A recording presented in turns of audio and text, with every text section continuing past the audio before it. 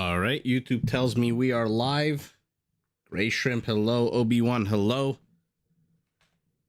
Let me just get my microphone, my chat set up, everything all set up, and we'll dive right in. You saw these are exciting games. So yeah, we're going to start tonight with the Nikov Viper set. And I have no clue how long this goes on for. We'll see. And if we have time, we'll go on to the ACCM Vinchester best of 7. But for now, let me just log in, make sure I can read everyone's chat. Hey, your mom. Well, wonder no more. We have Viper taking on Nikov. Game number 1. These are the best of 7, round of 16. As it says at the top of the screen of the Warlords tournament, hosted graciously and awesomely by Memb, caster extraordinaire and Rage Forest enthusiast.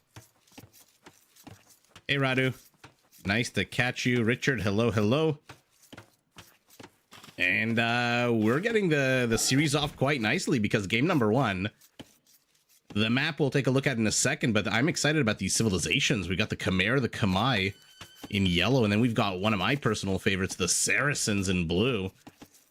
Let's see. I don't know that you necessarily want to face either of these civilizations at the end of the day. Anime did have a fantastic day, actually. There was a bit of a heat wave here in Toronto. Absolutely ridiculous.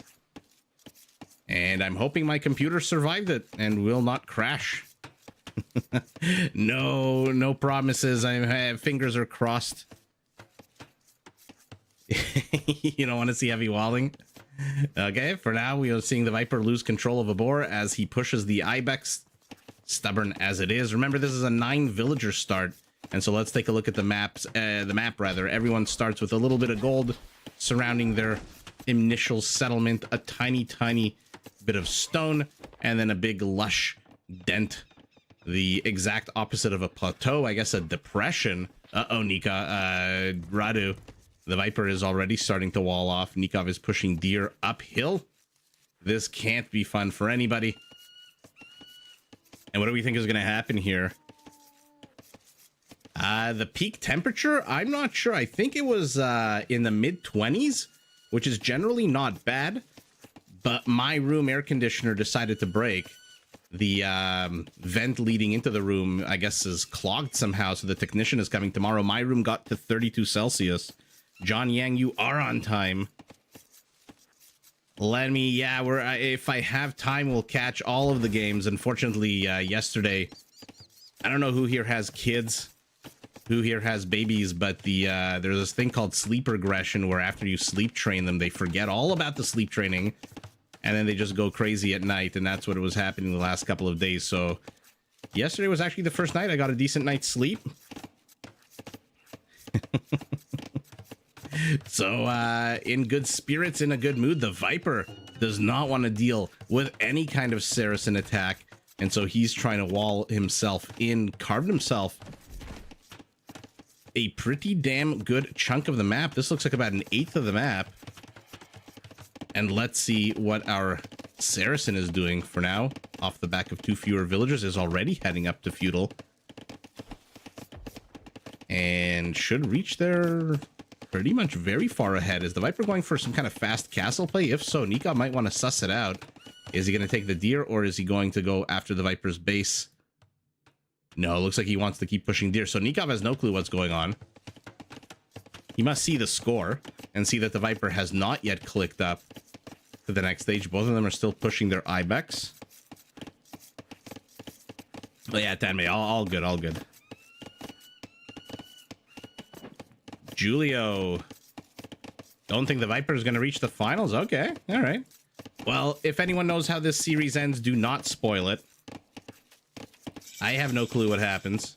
And if you do have a clue, enjoy. And let's see. Again, what an awesome matchup for game number 1. The Khmer. Again, not a civ you want to face in the late stages of the game, but speaking of that, Saracens are not a civilization you want to really face in the late stage of the game either.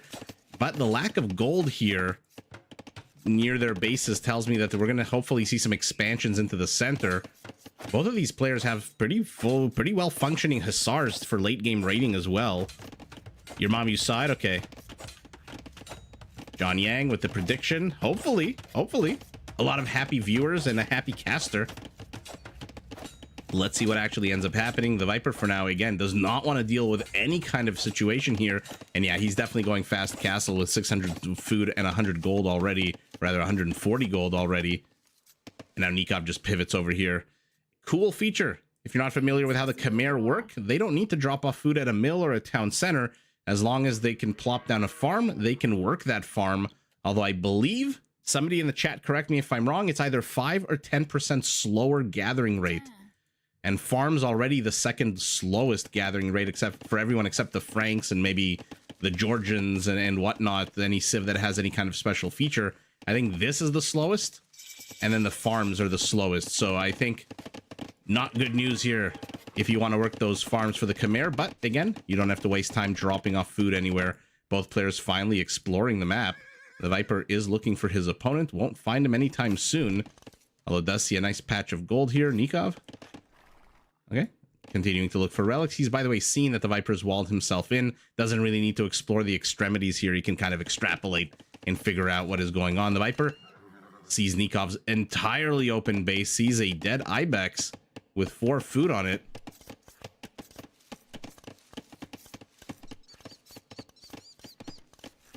Those farms are too close. Gustavo, hello from Canada. Good evening to you. Yeah, I mean, this is I like that the Viper is doing this, right? Because he's keeping the villagers here next to the palisade, next to the houses. By the way, another nifty feature for the Khmer, they can pop villagers into here and then pop them out as well. So we'll see whether that actually happens. For now, 10 minutes in. Players just kind of circling around each other, exploring their surroundings. Nikov going back to getting more food. Interesting.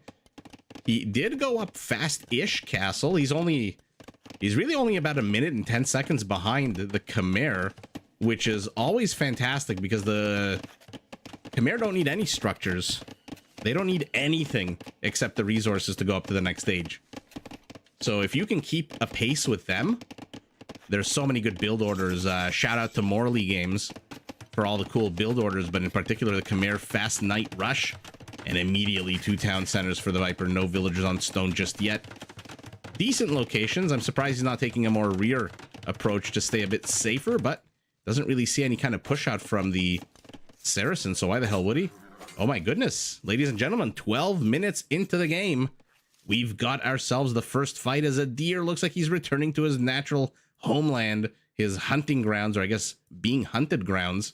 If you're a deer, I don't think deer really hunt. Saracen's 10 seconds away. The Viper used his uptime. Not exactly gonna run away with the game just yet. Abdullah, I always want to see Mamelukes. I always want to see Mamelukes take on anything. Anything on a horse, anything on an elephant. Anything on a camel, not so much because they don't really come with attack bonuses against camels, except for other Mamelukes. I see Raptor Hacker, nice to see you. Richard, who's my vote in this fight? I don't know. These two have fought a lot in the past, and I think the Vipers come ahead a significant amount of the time, but I'm not too sure. I hate trying to predict these games. You never know. There's always an upset. There's always, as a fan of the Toronto Maple Leafs, I always have hopes for the underdog. Although, having hopes in the Toronto Maple Leafs is itself a exercise of futility. And here we go. The scouts continuing to chase one another. Will somebody please build a military? This is, after all, a war game. Hidden stable in front of the town center here. Sean. Wow, I appreciate that. Thank you so much. Can't make it to the live cast. I'm excited to see the video later. Oh yeah, hopefully it's an exciting series. And if not an exciting series, then hopefully at least exciting games in the series. But yeah, I appreciate the super chat. Thank you so much. And that is a very cute cat in your avatar.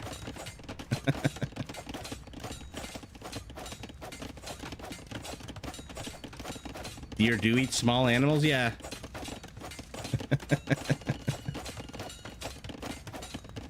Yeah, look, the Viper is the Viper. I think I said this last live stream when we were watching the Hera series. That in terms of technical, Hera is just incredible, right? But in terms of, I don't know what to say, just like having fun with it, going bonkers, trying different things, the Viper's not too shabby at that either. I will not be rooting for Edmonton. I don't even really root for Toronto, to be honest. It just gets so disappointing, you know, after so much rejection. How much rejection can a man really take? John Yang from London, Ontario. That's where I went to law school in London, at the University of Western Ontario. Go Mustangs. I like that Nikov, by the way, is just forcing the Viper to waste a whole bunch of wood, either putting up a secondary wall off or a repairing. And please just kill this scout so we can end the chase. This chase has been going on forever. Okay, the Viper just needs to change direction one more time, and that scout be dead. And out they come. The Viper finally has an army. Not the strongest, not the toughest, but it is here. Let's zoom out and see the scouts here. I really want to see this one scout, how long it takes him to die. And by the way, you guys know, if you're familiar with my videos, you know my casting style. There's going to be some zooming in, zooming out, and probably going to miss a little bit of action here and there. No picture-in-picture when it comes to the actual live games. And oh, 2 kills! First blood of the series here, drawn by Nikov. His scouts and at what looks like a town center. And then villagers. Okay. Awesome. So we've all of a sudden, we've got kills. Viper running in even more. Now his scouts are light cav. Nikov following suit. In 40 seconds, he's going to have the exact same thing. And like I said, these are 2 pretty good Hussar civilizations. And so we'll see how long we stay on light cavalry. We'll see if these light cav are just for monk protection and monk sniping duty. Monks try to convert the light cav. The light cav laughs in their face, uses his husbandry and his 1.65 movement speed to get the hell out of there. So let's see what the players are doing, because we're starting to get more and more engagement. 1, 2, 3, 4 town centers for our Saracen and 69 villagers. 1, 2, 3 town centers. Map presence in the center here for both of them. Viper playing it very close. Very Viper style, you know? Not overly aggressive, not overly risk-taking. His infrastructure is very close to home. Whereas Nikov plops down and says, you know what? I'm just going to take the gold. If you're not out on the map, I'm just going to take the map itself. Now the Viper's trying to bust into here. Is this fully walled off, by the way? I feel like there's a gap between the... oh, no, there's a single palisade wall behind here. So that is, in fact, walled off. And now, by the way, Nikov's base is walled off. Walled off to the east, except you can't control all the lumberjack. He notices. Okay, Nikov's bringing his A-game here. He does notice that he left...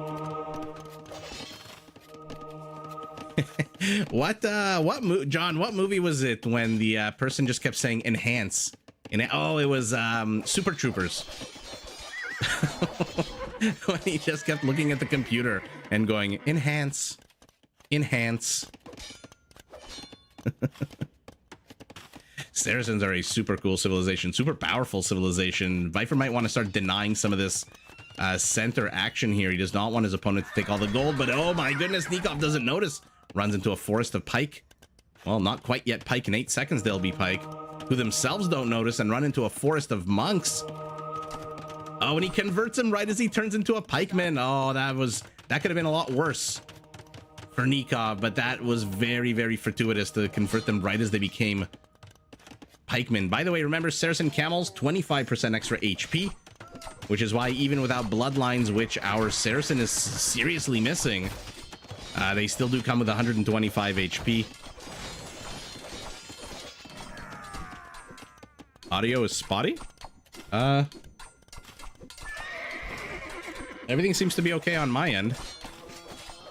Which Blade Runner? Okay. Pikeman from the Viper. Let's see what's going on to the north. It looks like he's got a bit of a sniper brigade here, trying to kill as many villagers as possible. I like that he's trying to deny this town center. Basically, one of the best ways to deal with the Saracens is to just deny them resources, starve them out. The mic is effed up? Mark, you're not the only one. You are not the only one. Happens to everybody, if we're lucky, I guess. I would love to see some bloodlines on these units. They do have husbandry. Does the Viper have husbandry? Of course he does. He is pulling the Saracen in multiple directions, but now our the pikemen are starting to be a little bit problematic because the camels are fantastic against light cav. They are absolute terrible against the pikemen, but that's, I guess, why he's got his cav archers.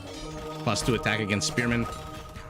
If only it was the Persians that got Parthian tactics in Castle Age, they would be a little bit stronger against spearman line units. But for now, a town center is pretty damn good enough. Does lose his relic, though, does Nikov, the only relic he had. Etienne, bonsoir. Nice to see you. And the players disengage. Nikov's 10 villagers ahead, 10 army behind.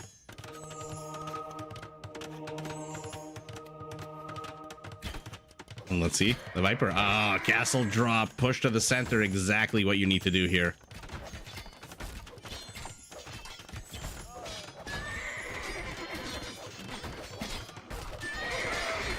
Aaron, I'm glad to do it. Henmei, your audio is also spotty? That's very weird. Again, all the settings on my end for actually the first time ever seem to be quite fine. I'm not really like hitting the microphone or anything. Let me adjust my actual physical microphone. He's trying to deny the castle here, but these are camels. They're not going to kill these villagers fast enough, I don't think. 93, 4, 5, 6, 7, 8, 9, and bam, up goes the castle. Nikov's in trouble. He does have another pile of gold very close by in a nice Tesla shape to the right. But this castle from the Viper, to be honest, it's a good castle. It's not a great castle. I mean, if you're running cav archers into it, it's absolutely gorgeous, but it doesn't really deny this gold. I'm not too sure why Nikov is abandoning ships so soon. I don't think you really need to run away that quickly. Radu, thank you so much for the 10 euro super chat. Huang ETC, unrelated. Related to the video from a few days ago. I really appreciate it, Radu. Thank you so much.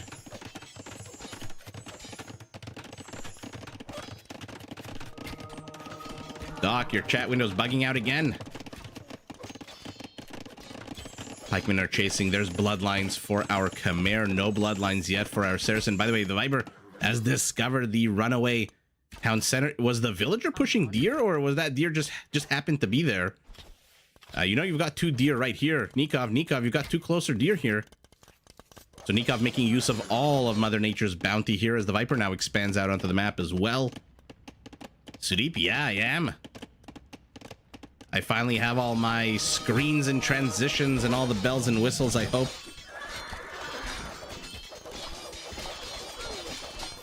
Radu, I did receive your dono. Thank you so much. I appreciate it. I know you've been wanting to send it for a while. Thank you so much, man. And thanks for staying up. What is it, like 2 in the morning, 3 in the morning? Battle elephants are out. Remember, these are Khmer. They move faster, and maybe we'll see tusk swords on them as well. You think he could have got the villagers? Not the gold miners. Maybe the farmers. Really just 1, 2, 3 farms. These gold miners should have been pretty safe. Even right now, they could have been mining gold. But I guess this is just fine as well. But the Viper is just everywhere. Playing very un-Viperish this game. Oh, Radu, don't worry about it. I appreciate it so much. This is I feel like Nikov doesn't really know what he wants to build here. The cav archers are great, but he's kind of torn between which upgrades to get. And I guess the answer is don't get any upgrades for him. Not for your camels, only fletching for your cav archers. Sudeep, Sapkota, thank you so much for the super chat. You guys are making me blush. You guys are making me I feel like a little kid again. Thank you so much. I'm glad that first of all, I'm glad I could finally get my shit together and cast tournament games. And down goes the town center. Finally, the elephant is here. What's happening inside the Saracen base? Nothing good for the Saracen. By the way, what is this villager count for our Saracen? 158? He is expecting to lose a lot of villagers to raiding. But that's also, by the way, eating up a lot of his food, which means no more camels for him. And another castle for the Viper. He is being cleared up. Camel versus knights. Upgrades mean jack shit. The camel wins that. Pikeman. And look at that. Nikov's defended. Nikov's defended with 21 more villagers than his opponent. Tenchi, hello. Nikov's great at not getting upgrades. Aren't we all? Aren't we all? Yeah, Odyssey Doc, the getting together of shit is always the hardest part, especially for me. I'm always slow to pull the trigger on anything. Castle is up, and there we go. Now let's see a Mameluke. Not that Nikov really has the resources for it. He doesn't even have a castle. Forget the Mameluke, I guess. Let's see some stone miners. He's got 17. Where are they? So he's being attacked to the north. He's being attacked in the center. The Viper is just literally being annoying. He's not going to do a lot of damage with some of these units. For example, Pikemen. This is not going to accomplish very much except 1 or 2 villager kills, but he's being annoying. He's pulling the Saracen apart at a time when the Saracen can't afford to be pulled apart. And there's Bloodlines finally. Well, he is getting upgrades. He's just getting economic upgrades. Richard, do you think the Viper is going to win this? Look at the scores. They're almost identical. Another castle going up. The Viper has just gobbled up the entire center of the map, by the way. And Nikov is going up to 157 villagers. So this is exactly why he went overkill on the vills. Uh-oh. Uh-oh, I don't like what this means when you idle your villagers. He went overkill on the villagers knowing that he's going to be raided to hell and back.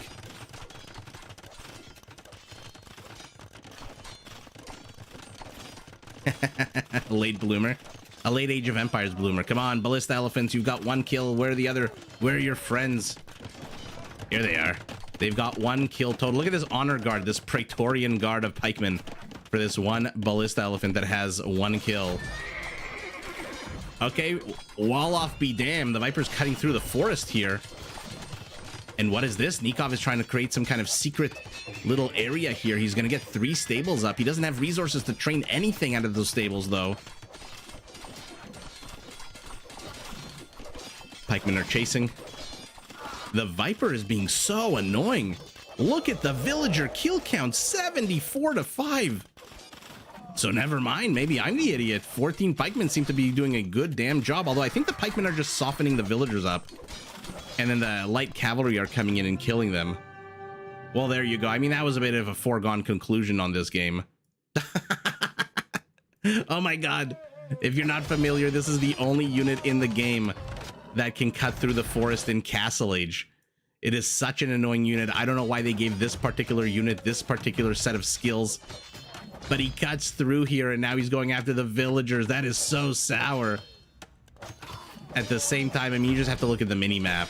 The Viper is literally everywhere. Game number 1 firmly going to the Viper, who walled himself in, put some protective villagers, defended against a few scout units, and then just exploded onto the map in a very monodirectional way, straight at Nikov's base. And Nikov lost his town center over here, does have his infrastructure still up. Oh, Radu, they always did. It's such an annoying unit to deal with in, for example, like on Arena and Castle Age. Oh my goodness, what an absolute treasure. Game number 1. I mean, if all the games are like this, we're in for an absolute treat. Let's see 7 games like this. Ooh, this Ballista bad boy, it looks like he's about to get taken down. He's got 2 kills. Pikemen to camels. I mean, this is... when you look at the actual unit compositions of the armies, you can see why the Viper took the better trades here. I mean, pikemen counter basically all of this if they can close in on it. Economy is about 8,000 difference, so about 20% bigger. Conversion's not really playing a role. Nikov didn't destroy a single building despite all of his attempts, and at the end of the day, 84 villager kills, and Nikov only ends the game 10 villagers down. That's 70 extra villagers that he produced. That's 3,500 food that could have been used for light cav, camels, maybe even Mamelukes. Bula, hello. Yeah, you banned the Chimera. Big surprise there. All right, guys, I'm going to go set up game number 2. Enjoy the transition.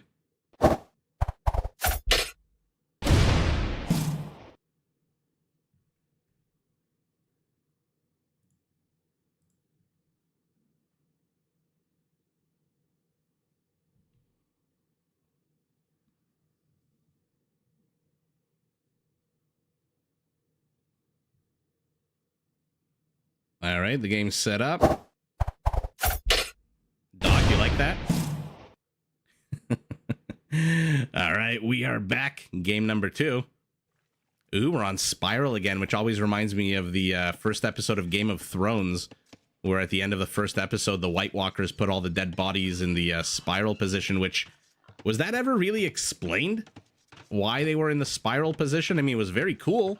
We saw it a few times throughout the series, but I don't think it was ever really explained. So this map, you've got a couple of lakes flanking the sides. You've got a center area with a lot of gold and a relic.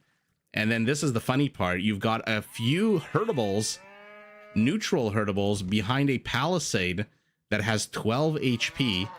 And this weird armor, 5-3 and 5+0. And so the name of the game is get to those herdables ASAP, which the Viper doesn't really seem to want to do.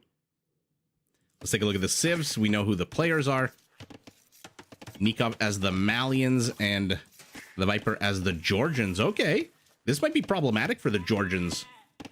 The Malians with Farimba are pretty damn dangerous to anything on a horse. Tenchi, you like the transition, right? See Funky. I appreciate that. I'm glad you could join. Right as Nikov takes the neutral herdables. And so we've got a lot of different animals. This is like a like Animal Farm over here. We've got goats. We've got sheep. We've even got Bessie the cow. We've got boars. Where's Napoleon the pig? Does anybody have a pig? I guess the boar technically is a pig, right?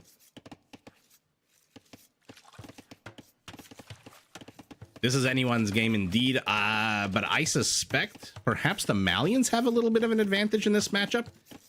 That being said, the Georgians are not just a one-trick pony. They have some pretty decent supporting units, including their siege, which is pretty damn good. Thank you, thank you. See, I was waiting for that. I don't know why it took me like 2 years to get that transition set up, but it is what it is. Viper taking this lake to the south, Nikov taking the lake to the north. We saw the other day, one player taking the flanks, one player going up the center. And so we'll see how the players decide to take this. The Georgians are ridiculously powerful, especially, I mean, the Manaspa. Even with that, I don't know if it was really a bug, but it, like, took down as much as Celt ETC, man does Manaspa ETC. But if you can get your cavalry up to a 22 attack with that level of armor on the Manaspa, it is ridiculous. And so that's why, but that being said, though, the Malians with Farimba camels are no slouches themselves. So we'll see. These are two cool civilizations, one with a gold bonus, one with a fortified church, 10% quicker work rate bonus.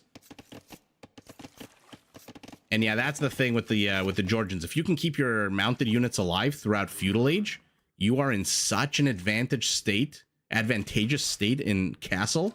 It's kind of like I always say with the Turks, you always want to keep your scouts alive, because the second you hit castle age, they become light cav. These guys just regenerate 5, 10, 15 HP per minute. And we're going to get to see that feature in action because the Viper is 40 seconds away from the next age. Nikov is a minute away from the next age. Viper has a massive whole 2 seconds of idle time on his town center. How is he going up so much ahead? Did he skip Loom? He skipped Loom. Nikov? He did not skip Loom. Oh, well, there you go. That explains the difference in uptimes.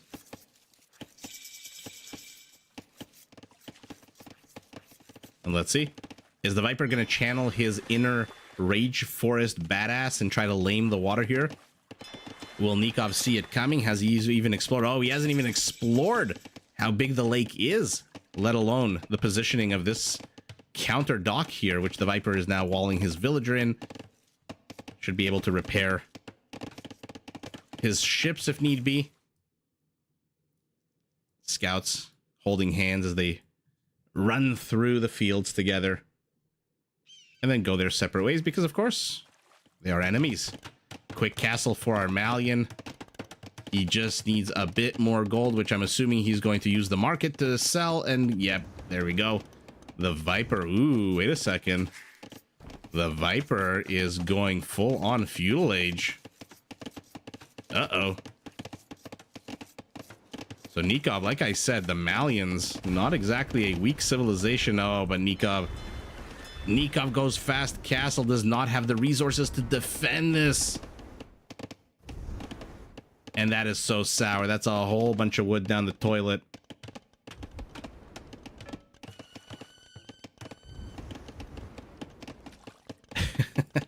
Using a sheep to convert. The Viper wants to take this like very, very badly. Now he's going fishing ships. He realizes, hey, my opponent, his score is a little low. Why is Nikov's score in the 900 range when I'm in the 1300? Oh, he must be going fast castle. And if he is, he's definitely skimping out on some parts of his settlement, some parts of his military. So why don't I just wreck this dock while I have a chance? And what's Nikov planning on doing behind this? Because there's not that much gold. So when you can drop off 10% more gold, obviously you're more benefited. Oh, we know exactly what he's doing with 12 villagers on stone. Okay, we know exactly what he's doing. Where do you think he's going to place that castle? And the Viper gets 3 kills, but Nikov's about to get the first kill of his own. Whack, whack-a-mole goes the villager, and down it goes. Nikov still doesn't have the gold to defend this. And unfortunately for him, he had to sell a whole bunch of stone. Oh, no! Oh, he gets, look at that, perfect calculation out of our Malian, and the Viper, perfect spotting, sees it. Wow. First of all, big high five to Nikov for dumping exactly 651 stone to build the castle. And a big high five to the Viper for seeing all of it with his frickin' scout unit. And Nikov is now taking the neutral animals. The Viper doesn't need them. He's gone fishing ships. Okay. What are you going to do? Where are you going to send it? Is Nikov going to defend the dock? No, he is not. Gabetos are on the way. There's fish are jumping like rockets. I'm assuming this is salmon. Even though there's no real stream here for them to run upstream. Okay, so he's sending them the long way home so that they don't get converted. And the Gabeto is out. Is it going to see the scout? It does see the scout. Does the scout see it? Man, it sucks when you have ranged melee, the Gabeto, the Mameluke, the throwing axeman. When your opposing unit moves, it misses half the time, and it just sucks. Tactical Fish Tuesday. Yeah, let's see if it's worth it, because right now he barely has enough resources to train Gabetos, let alone villagers. We know who wins this. Gabeto on the high ground. By the way, how long is his dock going to stay up? 10, 9, 8, 7, 6, 5. There it goes. And the Viper's all alone. He's got his fishing ship. He's got his fisherman. Viper does manage to get another kill. Ooh, 3 HP. And there you go. By the way, if you're not familiar, Capture Age shows regeneration rates now for things like Viking Berserkers, Pole Villagers, I believe, and now the super cool Georgian Cavalry.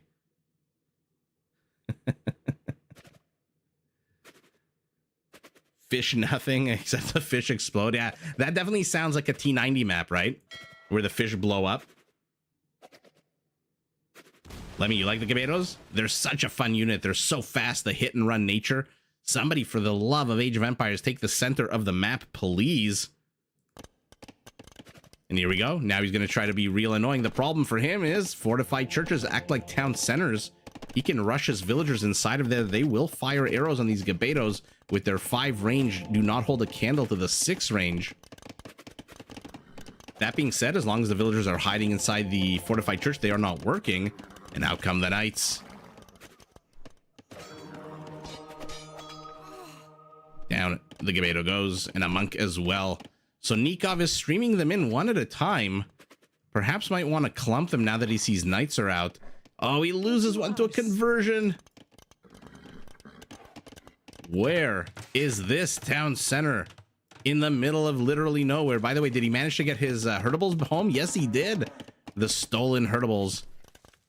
Looks like the last of the impenetrative Gebetos are dead right as 2 more enter the base. But what the hell, Nikov, you got to clump your army. This is not a unit you can send in one at a time, not with 40 HP. You confused those two? It's an honest mistake. Oh yeah, Lenny. The only thing more satisfying than that is bringing them down with throwing axemen or Mamelukes. Although I guess it's the same rush, the same kind of mechanic. It would be cool if the throwing axeman started throwing his axe when he was in resting mode. And see how they miss? It's so annoying. I get you don't benefit from ballistics, but seriously, that is just real annoying. And it's not like he's running around. He was running in a straight line. Anyway, those Kapingas should have connected. You like the Zerglings? Gebetos can not outrun cavalry, even with squires. So he's going to have to be very, very careful. This is close. I'm not sure why Nikov keeps coming back to this one corner of the map. There is nothing here. There's just lumber. Why are you here? Attack the gold. Attack the stone. Attack the military infrastructure here with your units that deal melee damage, which is fantastic because the melee armor on buildings is usually much lower than the pierce armor. Now Nikov expanding out onto the map feels comfortable with his 15 army count, but the Viper teefs the animals right back. Nikov was not paying attention. The biggest move of the series so far comes as the sheep and the cow get stolen right back. Although it's not really stealing if you're taking it back, I guess. Nikov discovers the town center. Now this town center is in jeopardy immediately. Where are you? Another conversion.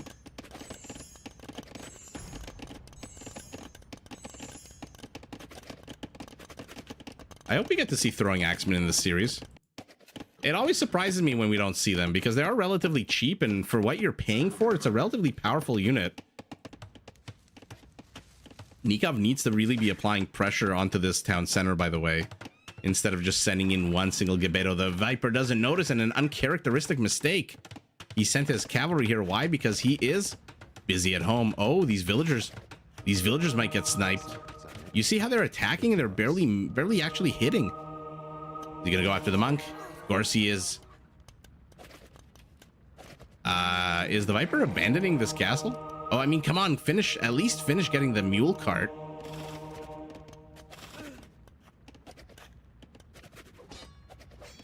Another conversion, another Gebeto lost, but they're finally in sufficient quantity that they can start taking down knights. And uh-oh, now the fire ships are in trouble. Liar, liar, pants on fire, says the Viper as he lights those 2 Gebetos up. And here we go. Now the pressure is starting to get applied, but now there's also a fortified church. So now you've got 2 defensive structures as Nikov lays claim to Center Island. Not too sure that's the best location for a town center. Smack dab in the middle. I guess maybe for this one patch of gold. The other ones, Nikov needs to mass his army immediately. He's ahead villagers. He's ahead army count. He's so far performing quite well. And now he's taking down those fire ships. But the town center is still here. Okay, you know what? Laming 60 wood is not bad at all either. Ooh, throwing axeman and Frankish paladin is a pretty damn hard combo to beat. Although to be fair, Frankish paladin in anything is really a hard combo to beat. Viper using the range on the monk to shoot away the Gebetos, but the problem for him, the Gebetos can run away and then wait for the sniper line to disappear and then run back in. Let's see the miss. Oh no, they didn't miss. They got close enough.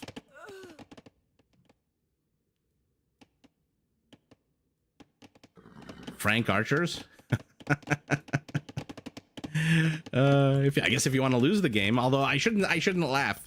I did cast the game a few weeks ago where MBL played against Hera, and he did go Frankish hand cannoneers against the Slavs and just abuse their lack of gunpowder. And I'm not going to spoil the game, but you can pretty much figure out how that game went.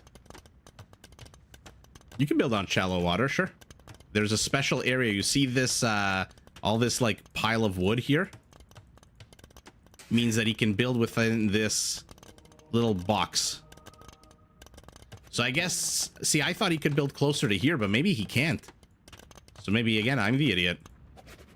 By the way, Nikov, slowly but surely, is cleaning up the water, leaving only a few ships behind, rather a ship behind. Monk gets another conversion, but for a Gebeto, not exactly worth it. Not a very expensive unit, the Gebeto. And now he's back. But we've got Manaspas out on the field.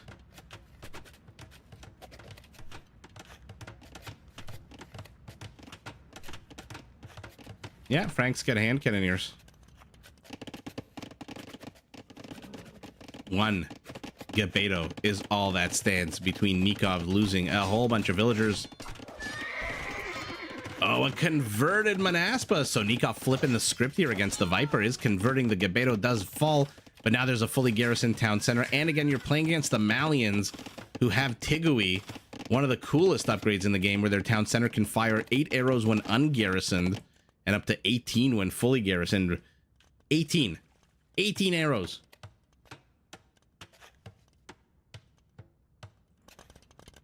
I shocked myself with how how emotional I got there for a second. Bye-bye, Manaspa. And now the Viper is doing what Nikov was doing in the early stages of the game when he got his army out. He's sending in an individual unit at a time, and they are getting sniped. I love, by the way, the movement from Nikov with the Gebetos.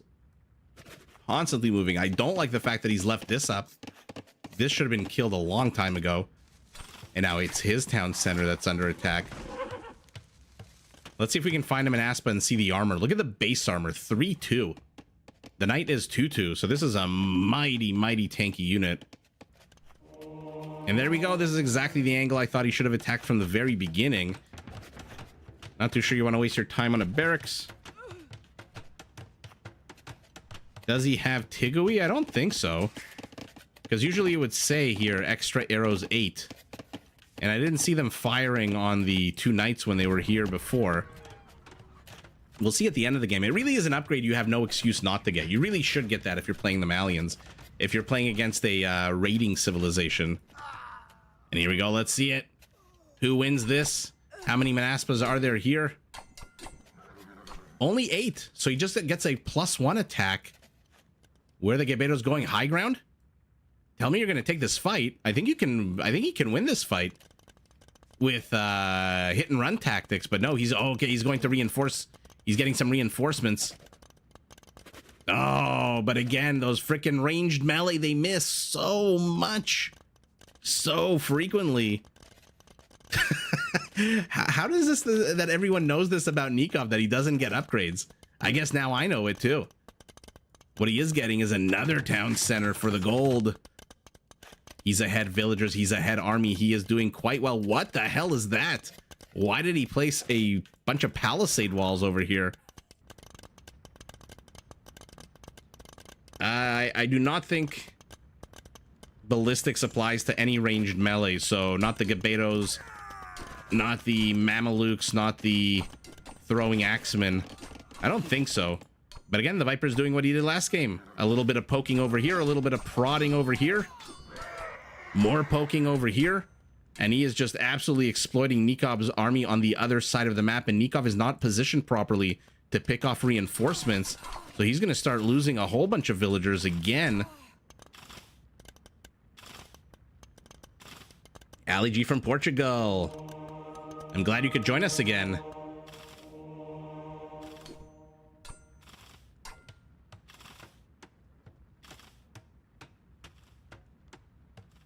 Oops, sorry, guys. Froze there on that one screen. Lost in thought. Manaspa's how many? 9. So again, just that +1 added, and they now have forging, and soon they'll have iron casting.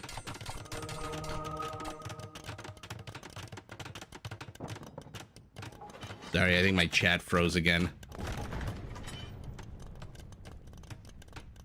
By the way, I think the additional unit turned into additional attack applies if you can convert the Gebeto, the Manaspas as well.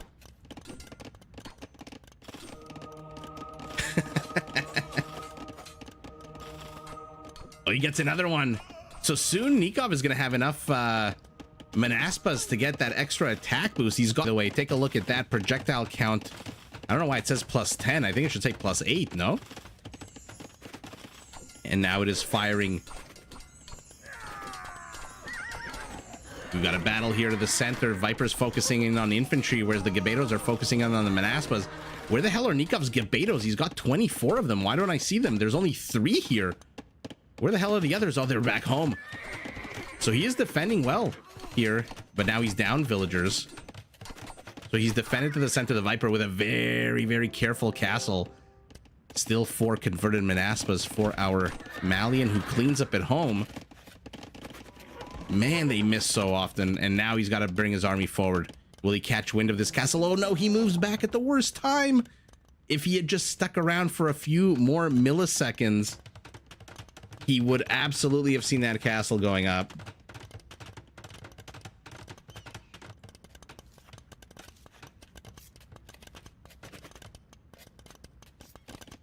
And the Viper, again, doing what he did last game, just picking and poking apart the economy of his opponent. Getting whatever opportunistic kills he can. Nikov did not wall his base in at all this game, as opposed to last game. And Nikov has lost all of his converted Manaspas, so we're not going to get to see the stacking on those at any time soon. And now he discovers the castle, but is it too late? It's already at 80%. Viper's heading up to Imperial, Nikov as well, but 2 whole minutes behind his opponent.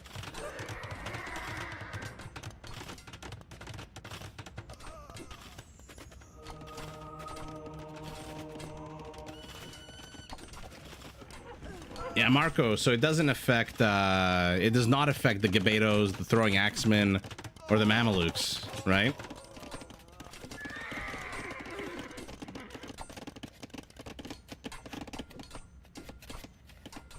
Yeah, pro players sometimes focus on a lot of different mechanics that walling off doesn't really seem to be a priority to them. Another Manaspa converted. I'm going to be very curious to see the conversion count at the end of this game. Nikov nice and safe. What? Oh my. Well, there you go. I literally was about to say nice and safe, feels comfortable to go back and mine his gold, but no, why did he GG? He's got 90 villagers. He cleaned up the attack over here. He's got another attack coming in, but it's only 3 Manaspas. These guys are going God knows where. In the middle of nowhere. He's got Tigui. So he's firing extra arrows, but where? Wait a second. What am I missing here? Does he not have? Sorry, why am I clicking the I'm clicking the wrong one? Coinage. Oh my god, the Viper, man. Radu, bon appetit. Oh, you mean for Nikov? Oh, Viper hit Imperial, that's why. But he wasn't that far behind an Imperial. He was still a minute 50 seconds? You've got double the army count. Why did he resign? Anyway, let's look at conversions. The Viper takes game number 2 as well. Gebeto, Manaspa, monk to monk. Oh my god, look at this. This is incredible. Most built units. Manaspa converted. Gebeto converted. Look at this. This is such a cool mirror situation.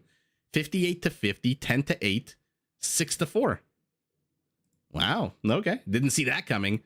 8 conversions out of 68 is like 10% of the Georgian army becoming Malian. Was it, do you guys think was it really? Oh, you think he canceled Imperial? No, there it is. It's, you're thinking of Capture Age. When the game ends, it adds back the resources, but for some reason it doesn't show me right now. Should he have resigned this game? Nikov was in a decent position. Interesting. Okay. Well, there you go. Game number 2. All right, let me set up game number 3 then.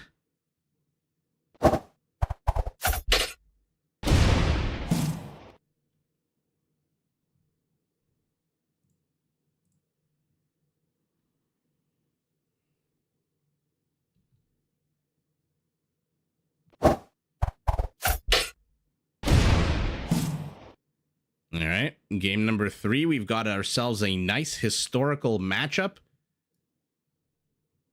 between the Mongols and the Japanese. This is going to be a lot of fun. Let's see. Let's see the unique units. Who's getting who?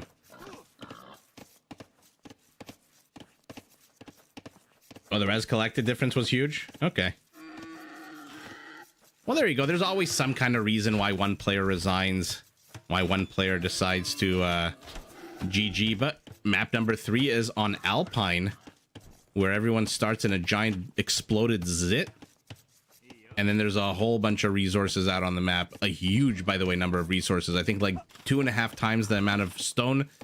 Oh, and look at this. The Viper is trying to block the boar hunt with his very, very beautiful horse. And let's see. Yeah, exactly. No great wind to destroy the Mongolian navy. We'll see how the Japanese fare when they're in such close proximity. The samurai are incredibly powerful. I wish they would buff them a little bit to increase their movement speed.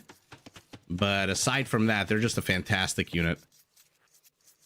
I mean, forget their ability to absolutely decimate any unique units. As an infantry unit alone, as like a glorified champion with that Japanese quicker attack speed, man, oh man, can they absolutely wreck. By the way, I love this map because you can never tell whose horse this is unless it goes behind a tree. Well, I mean, unless you highlight it and you see that it's a blue HP bar, or it goes behind a tree and you see a blue shadow. Come on, go behind a tree. Do us all a favor. Go behind a tree. Yeah, we're going to see it. There you go. You see the tip? There, it was blue. That's the only way to see it on this map. Or I guess on any map. Otherwise, it looks exactly the same as the other horse, which is over here. No collar, no punky hairstyles.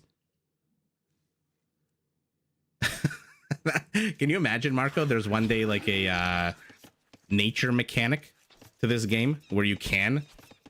There's like a river here, and you can blow up the dam, and then it floods this, and all of a sudden... By the way, look at the Viper building a barracks on the wrong side of the tracks. All the way over here. What is Nikov building here? Oh, he's trying to lame the boar. Will the boar get the villager? No! That is so sour. But you know what? He at least saved... The boar can't be eaten anymore closer to the town center, right? Because the next attack with 3 HP left kills it. But... yeah. I mean, that was very sour for Nikov, who now has to contend with a militia rush. Does he even know that this exists? No, he doesn't. He sees the dead deer, though. So you must know that the Viper is coming through that way. And here we go. Just the one attack was enough. And I guess they're close enough to the mill. That was very sour for Nikov. Incredibly sour. And now the Viper is laming the wood line. Although not exactly laming. The villagers can still gather their lumber. Once Nikov sees this, he probably might want to delete this and just fight these militiamen. Since right now the villagers with loom should be pretty damn strong against them. Oh, that's adorable, Lemmy. You thought the tree should grow back?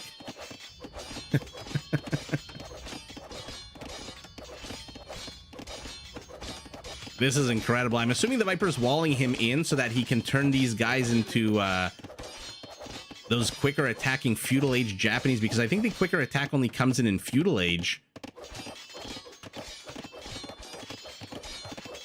But we'll see what happens in a minute. For now, the Viper is shenanigans up the wazoo. I mean, to be fair, Nikov was also trying his own shenanigans here, trying to get the boar. But this is just next level Viper nonsense. And now the militias, oh my goodness. When they turn into... first of all, do we think they're going to turn into men-at-arms? We'll see. We'll see in 23 seconds. Nikov, by the way, is already in feudal. What is he doing with his quicker uptime? He's going scouts. Okay. Let's see what he does with those scouts. He's going to have to hit very, very soon because the Viper Now they should attack faster, right? In Feudal Age? Oh my goodness, my clicking skills. There we go, 1.5 seconds compared to the usual 2. So Nikov perhaps waited a little bit too long to engage with these guys. No bloodlines for his Mongol scouts. And the extra HP does not kick in until their light cav in the Castle Age. Nikov is going very far afield for food. Where are these villagers even going, and where are they going to drop that food off? So Nikov just attacking on the other side of the map. And yeah, they are becoming men-at-arms. Okay. I guess in theory, the Viper could attack these two palisades through the corner, right?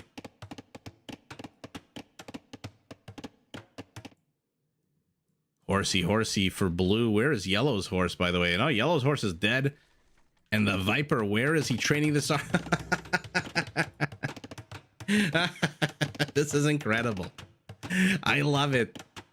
This is the kind of shenanigans that low elo players would just have GG'd by now. But these two players are just showing us an absolute awesome masterclass on how to defend against all of this nonsense. Once this tower, can he even build a tower with more villagers? No, because there's still oak in the way. And so for now, the villagers are taking a bit of damage. And the tower's up, immediately shoos away the army. Another tower, though. Oh my god, the Viper is being so annoying. Not the best placed tower in terms of getting villagers, but nice and safe from the Mongol tower.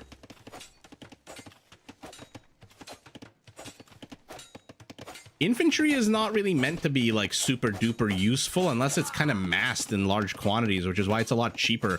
It's a lot more powerful than cavalry on the whole, but a lot cheaper than cavalry too. I think it's designed that way, to be honest. What is a wild scout? This horse is just kind of not. You see how it's blue here, the tip of the nose? That's the only other way to know whether it's whose civilization that belongs to. By the way, the Viper walled in his villager and is now saving the construction of the tower. Our Mongol needs to get bloodlines, and he needs to get it ASAP. The front of his base, not much a-doing over here. Doesn't look like any kind of action between these two players. 30 villagers, 31 villagers each. I mean, this is when I say, like, the Viper just... his play style can be anything. He's just a very good chameleon player. He can be defensive, he can be aggressive, he can boom. And he can also place barracks and archery ranges behind enemy lines while completely trapping his opponent's villagers, but they're about to bust through. So at the end of the day, all of that was for naught. So much wasted wood on palisades, so much wasted stone on the tower, and at the end of the day, the villagers just escape unharmed. Although there's is that one villager, she took a whole bunch of HP damage. What good are the horses? They're scouts that can't really attack. I guess they can, like, nuzzle you to death. I think it's just specific to this map and a few mega random maps, but uh-oh. This time the Viper's not quick enough. Come on, get bloodlines. Oh, he's standing on top of it. He knows this is exactly where the Viper wants to go. So Nikov is actually dealing out a lot more damage than he took. 3 dead villagers. Why did he run away? Why did he run away? Did he just want the Viper to think he was safe so he could escape out into the open, where he could chase him down and stampede over him? Yellow sees blue. Blue sees yellow. What will they do? Where the hell are these villagers both going? Random spearman is going to get taken out by these skirmishers, which come with a small attack bonus +3. Actually, not that small against its 45 HP. Even a villager chasing. Oh, look at this. Nikov is not garrisoning villagers at all here. He blocks with one villager, though. That was a good get for him. So let's see what's going on around the map, because the Viper's attempt to kill this woodline, absolute failure. At the same time, though, Nikov is expanding out. The Viper's expanding out. The Viper's got scouts. Nikov's got scouts. Army counts are similar. Villager counts are similar. Nikov is housed. Oh, and he builds a house underneath the tower. Why? One house? I don't know that you really... You might want to build a few more houses. You've got the wood for it. Obi-Wan, you are absolutely correct on Nomad. They do get that. I think that was changed in the, like, the patch... The penultimate patch, or the one before that? 1 or 2 or 3 patches ago that was changed, I think.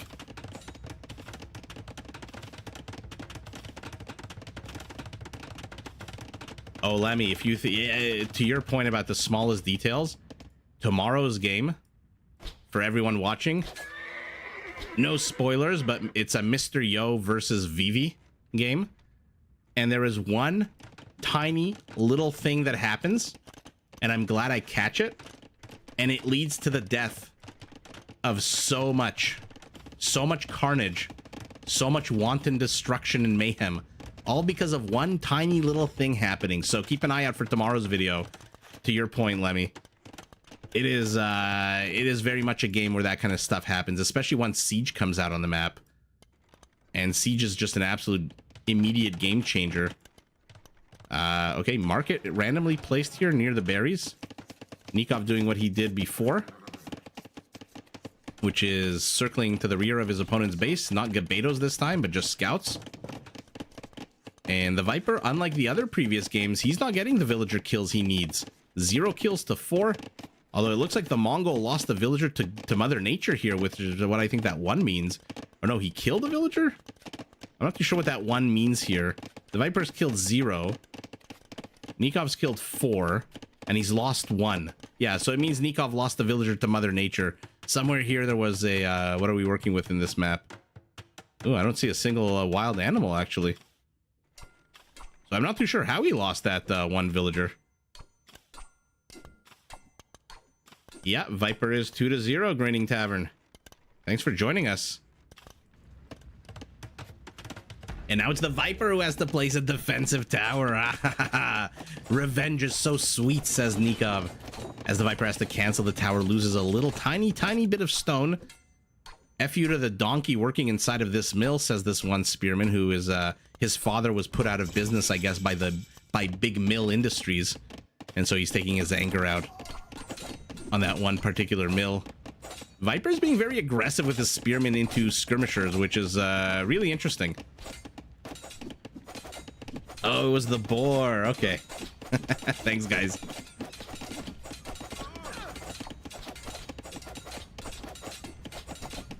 Okay, Viper with a knight, 2 knights.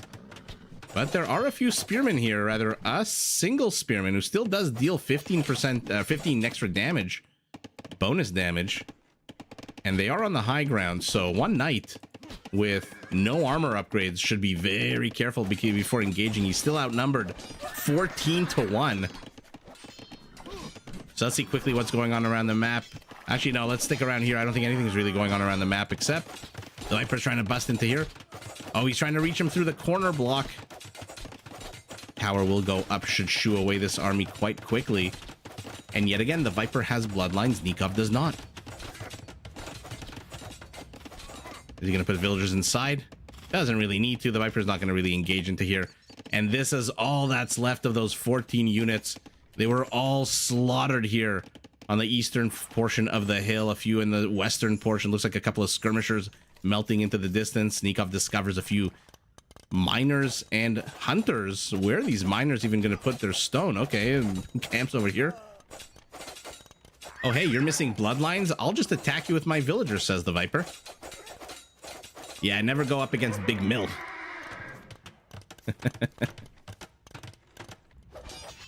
I was reading a whole conspiracy theory about babies and diapers. How once they introduced disposable diapers, potty training ages kept getting delayed more and more. Like, I guess babies were being potty trained at the age of 1 back in like the 1930s, where it was reusable diapers, like cloth diapers. And my wife goes, "You're just a big diaper conspiracy theorist." And I loved it. Big diaper. But we've got Mongol step lancers are out. Little bit of extra HP. Remember, it's progressive now. It used to be a flat extra HP. Nikov is expanding. He's ahead villagers. He's down significantly in army. But the Viper's army is not that scary. A couple of feudal age units, a single mangonel, a bunch of knights. But if the weaker step lancers can stack... And what are you guys talking about? Nikov doesn't get upgrades. Look at this.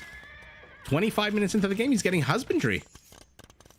Okay, he's got to go villager hunting. He cannot afford. Okay, so look at this. He's leading the Viper away to the south as he attacks the villager. Oh my god. Oh my god. The villagers. Again, where are the bloodlines upgrades for our Mongol? Upgrade for our Mongol.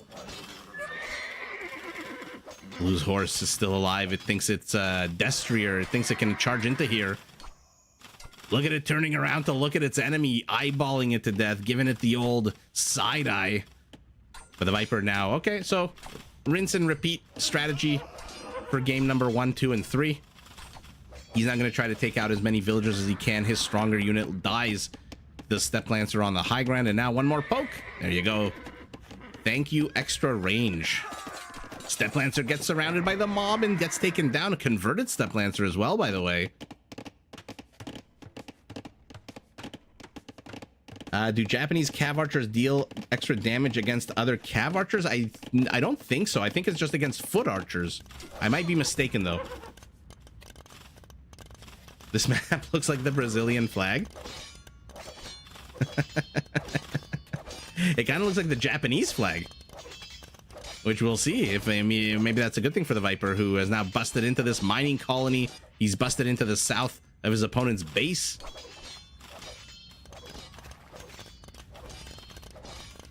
This is nice and safe here. So the Viper again is basically doing, oh my god. Oh my god. This spearman is gonna take down the mill. This is amazing. I thought the theft of the sheep and the cow in game number 2 was gonna be the big news of the series. This might be the big news of the series so far. And now the Viper is castle dropping right in the face of his opponent with how many villagers? A dozen. Nikov heavy on the eco, weak on the army. Sanctity being researched, and the Viper begins constructing the castle. Nikov sees it and says, ah, for the love of... Oh no, the mill survives. Why has Nikov gone skirm? I have no freaking clue. I think it was early on that he went skirmisher to try to counter the archers that the Viper was pumping out, but then I don't know.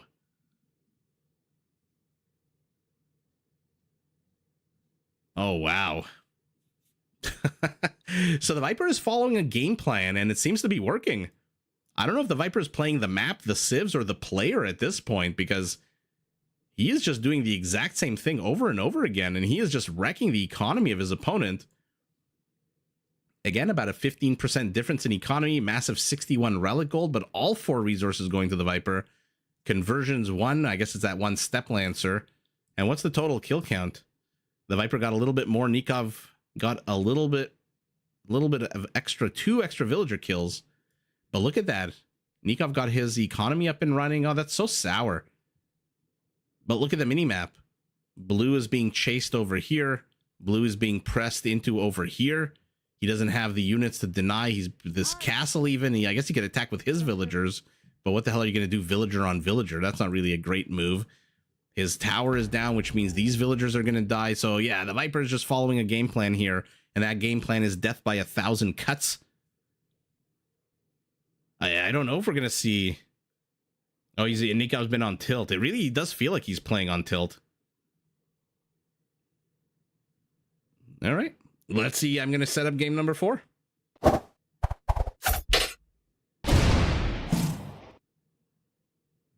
Yeah, if he wants to win this series, he's going to have to win 4 games in a row right now. All right, game number 4 is set up. Oh, the Viper is the Dravidians. Although Nikov has the Romans. Okay. So 2 decent infantry civilizations. And we are on Habub. A map that to me looks like a giant die rather, that rolled a 2. And so if the other die rolled a 5, he wins the pass line bet. If he rolls a 1, he loses the pass line bet, but wins the don't pass for all of us craps enthusiasts. And let's see, the rush distance is very short on this map. And we'll see who decides to go what route. In general, I would say right now the Romans probably have a little bit of an advantage with their better villagers right from the very beginning of the game. Although the Dravidians We'll see. Either way, either way, you do not want to be facing elimination game against the Viper playing as the Dravidians. Oh my goodness. Yeah, the snake with the Dravidians, exactly. We'll see how he does. I mean, this is just going to be the Viper having a lot of fun with this. And by the way, the Viper can afford to have a little bit of fun with these games now because he needs to lose 4 in a row to lose the set. And I don't think he's going to probably lose 4 in a row if the Nikov's on tilt.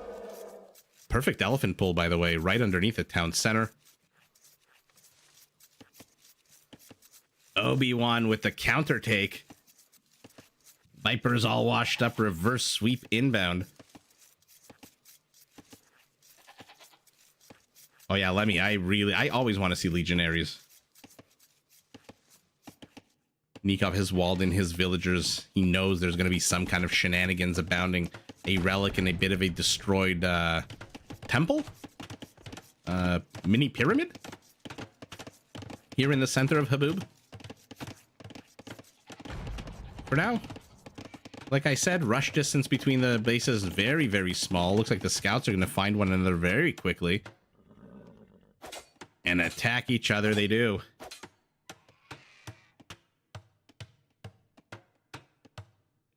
So this is the first round, just normally. No, Derek, Empire Wars is something completely different. Warlords, you start in the Dark Age, but you start with 9 villagers instead of 3. Except for most civilization, obviously like the Mayans, the Chinese, etc. But the majority of the civilizations start with 9 villagers in the Dark Age. Empire Wars, you start with 28 villagers in feudal, with a whole bunch of infrastructure already up and running, houses, barracks, mills, etc. It is a tomb. By the way, I saw a trailer for the new, there's like a new Tomb Raider cartoon coming out. Wasn't the biggest fan. Didn't really look that good. It looked very like they were trying a little bit too hard. Maybe that's just the trailer, I don't know, but we'll see whether or not it's any good. But I'm excited. I like that every couple of years they just reboot Tomb Raider. The video game, TV show, movie. But the cartoon that they're trying to push now is just, it was not looking very good at all. Lemmy, you agree with me? No, Derek, you are not confused at all. You are thinking of Red Bull Wololo El Reinado, which is happening in October, I believe. And that is an Empire Wars tournament. So you are not confused. That is another big... So there's 3 tournaments that are currently like floating around in the Age of Empires space. There's this one, MEMS tournament, the Warlords number 3. Then immediately after this, there's Rage Forest 5, which I'm hoping to also cast live. And then several months ahead, in October, we have Red Bull Wololo, where these guys are actually going to be in a castle in Spain, duking it out. Now, I probably will not be going to Spain. Who's kidding who? I think T90 is probably going to be going. But yours truly probably not. That being said, don't have to be in the castle to cast, so... how's the Palisade doing? 120, 130, 120, 130, 140, 130. So it's not really going down anytime soon, especially with a second villager that can repair it.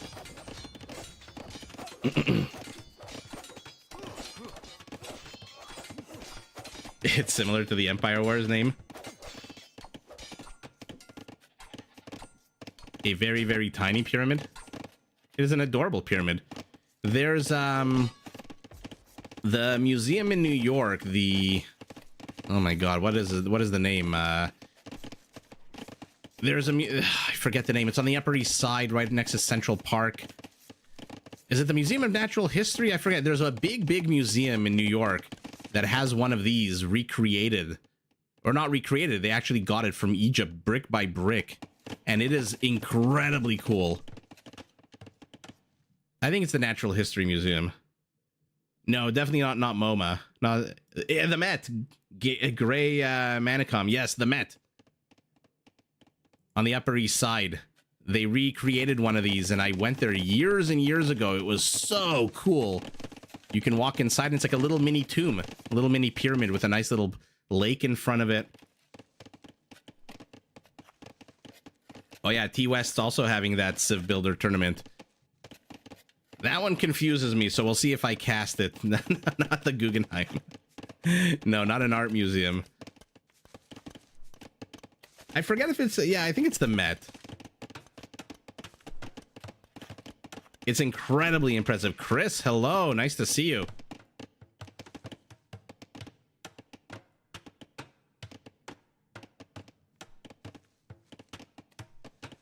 Well, there you go, Gray Manicorn. No, not Manicorn. Is it Manicorn or Manicom? I can't see if the last two letters are M or RN. Manicom. Sorry about that. Yeah, it is a very funky wall off here. And the Viper is pressing in. He wants... Okay, you know what? I don't think the Viper is going to play any shenanigans. He wants to end this based on the army count.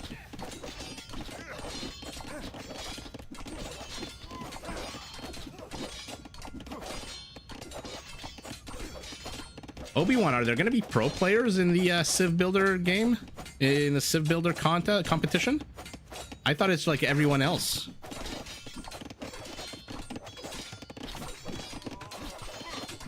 Oh, last year you went to Warsaw to see the Tutankhamun exhibit? Ooh, I'm very jealous.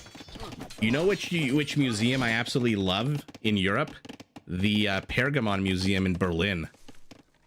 They have, when you walk in, they have the blue gates of Babylon. Massive, massive blue gates indoors. And it is ridiculously beautiful. Doc, it's a competition where you can basically design your own civilization. Like, you can give skirmishers a +20 attack bonus against, I don't know, villagers. So everyone designs a civilization that they play against one another to see who can create the best of the best. I think that's right? Somebody in the chat correct me if I'm wrong. For now, Nikov is doing what he's done the last 3 games, which is defending against the Viper's attacks. Although this time it's the Viper attacking to the rear. Or sorry, I apologize. It's the Viper doing exactly what he did the last 3 games, attacking defending a rear attack from Nikov. My goodness.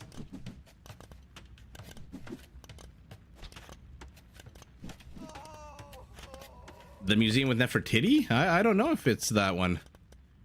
All I know is that there's a lot of Greek artifacts and there's a lot of like ancient Mesopotamian artifacts. I'm not too sure about the Egyptian. Oh, you don't think there's going to be a lot of pro players? Yeah. I mean, they don't really have to be pro players if you design your own civilization, right? Although it would be nice to see them play. So Woodline is safe. The Viper, as he's done in the last 3 games, has defended against the incursion to the rear. Is Nikov making any attempt to go down the other side? No, he is not.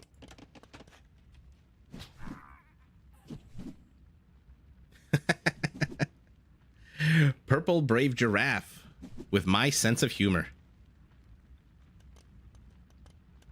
It's the Metro. Is it MoMA? Really? Why did my brain think it was the Met?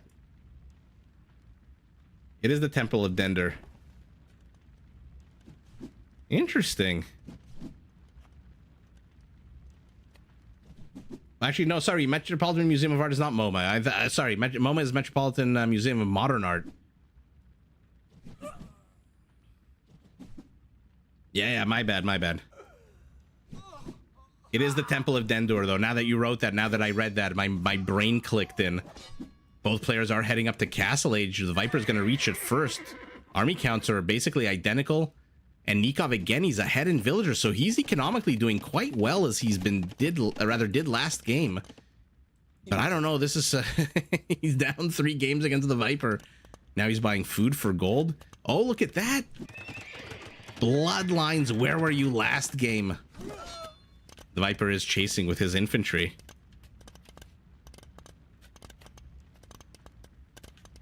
Yeah, Doc, I can't really bullshit. I've got some, we've got some real good smart people here.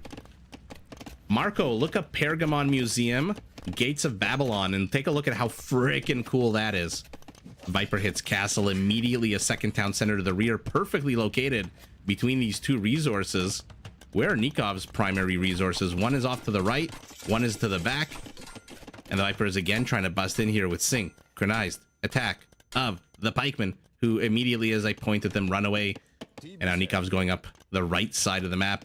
The Viper full frontal is going to run into a siege workshop.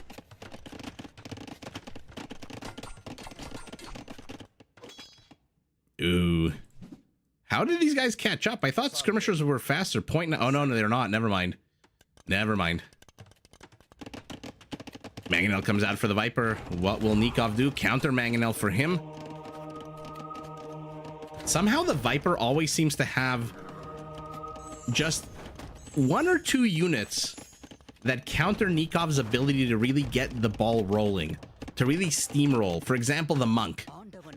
Nikov's got these knights out, which probably should be going left to kill the Monk, but he loses another knight to a conversion. Where is that converted knight? It's already busted in here. The Viper just always seems to be a tiny little bit ahead of his opponent here. And now Nikov has to get the hell out of here. The Mangonel, though, is trapped for a second. Pikemen are chasing. Oh no, oh no, oh no! That's not what you want to have happen. The town center was focusing on the knight. Instead, it should have been focusing on the pike, who now will get this other knight, but will he get the mango first? One more attack!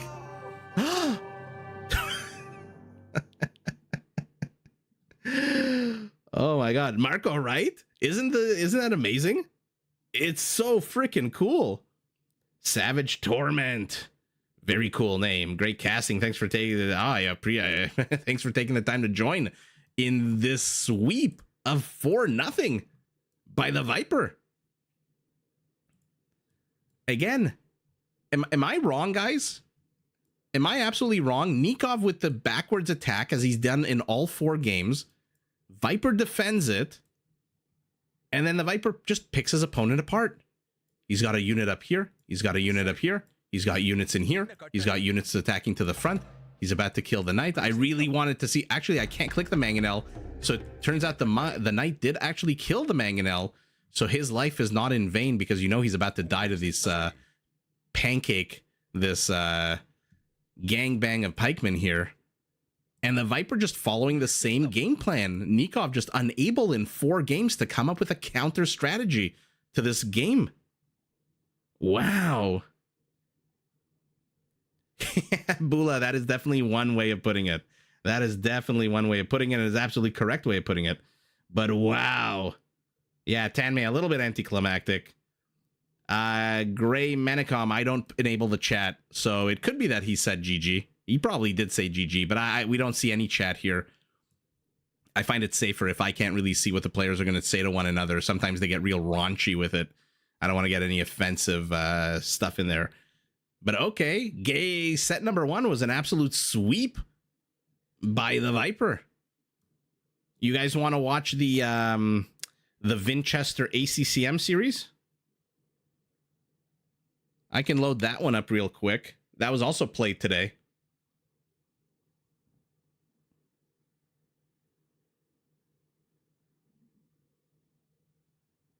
I think my chat's frozen. One sec. Okay, a lot of yeses and sures and hell yeah. Purple Brave Giraffe standing alone with a firm no. Going all Captain America Civil War on us here. All right, guys, then let me put it onto this screen. I'm just going to mute the desktop while I set it up. So give me about 30 seconds to set up the next series. I have to reset all the score counts and stuff.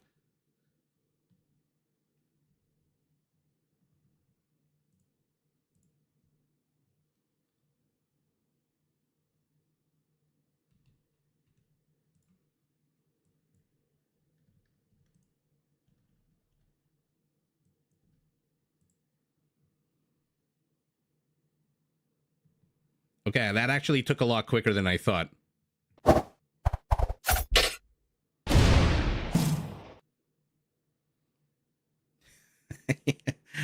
Well, sorry, Giraffe, you were outvoted significantly.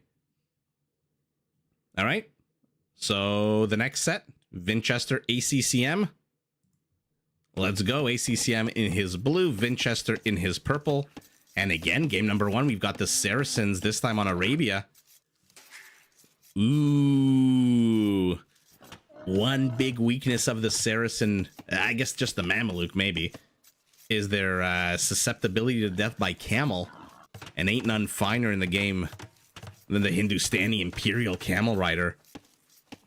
Let's see that. I want to see perhaps a big camel war. I guess the Gurjara camels are pretty good too. I shouldn't make such definitive statements.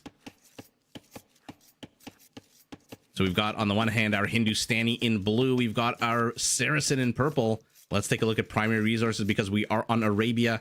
Big old patch of gold to the front. Upside down T-shaped stone to the side.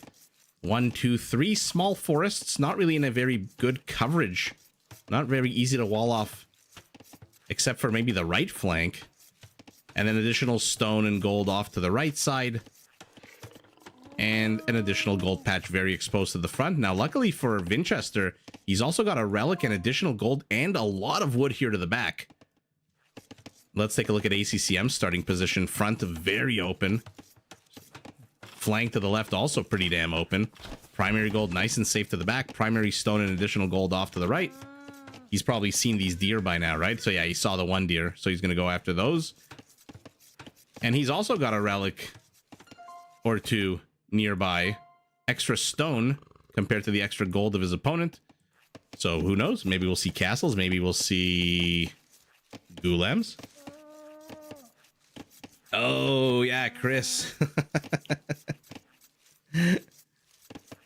Yeah, let's see Imperial Camel Riders and Chattagny Hand Cannoneers try to take on the, what is it, 170 HP camels? 170 HP camels of the Saracens.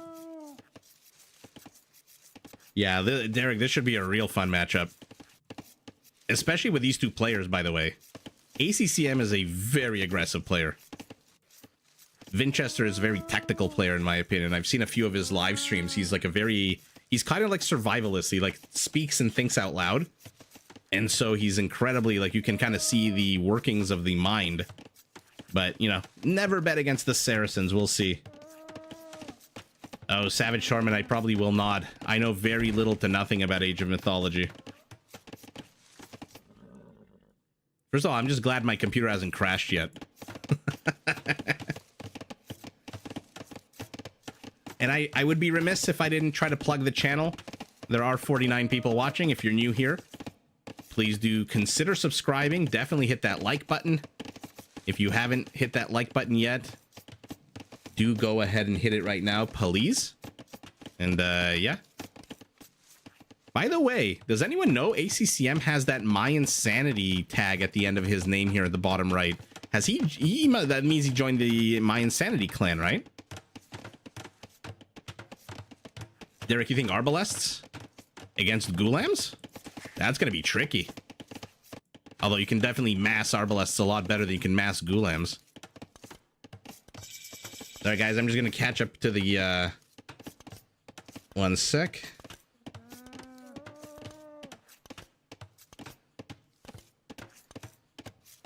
I have to just, I just have to make sure the baby is still asleep. I just wanted to take a look at the nanny cam here.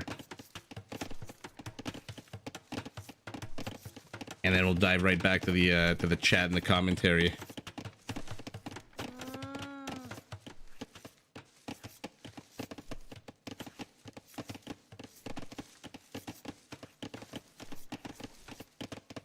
Okay, ACCM is exploring where his opponent is at the moment. Has Vinchester seen? Yeah, he has. So he saw the front, he saw the barracks, the archery range, getting good amount of info. And so retreats home. Still no kills. 7 minutes into the game.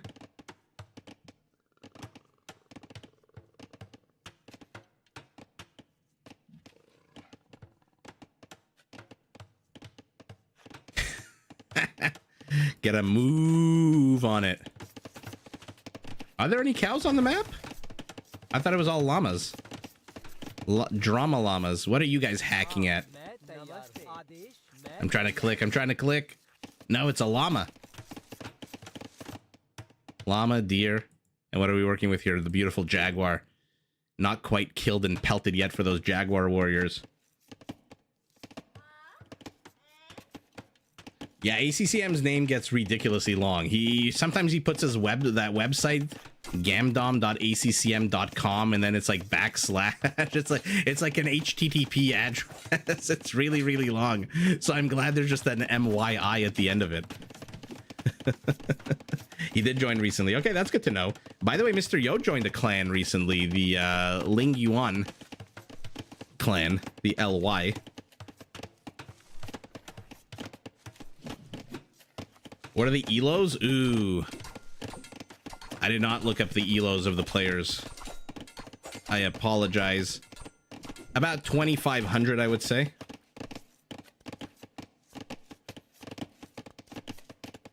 Who wins a matchup between Imperial Camel and Saracen Camel?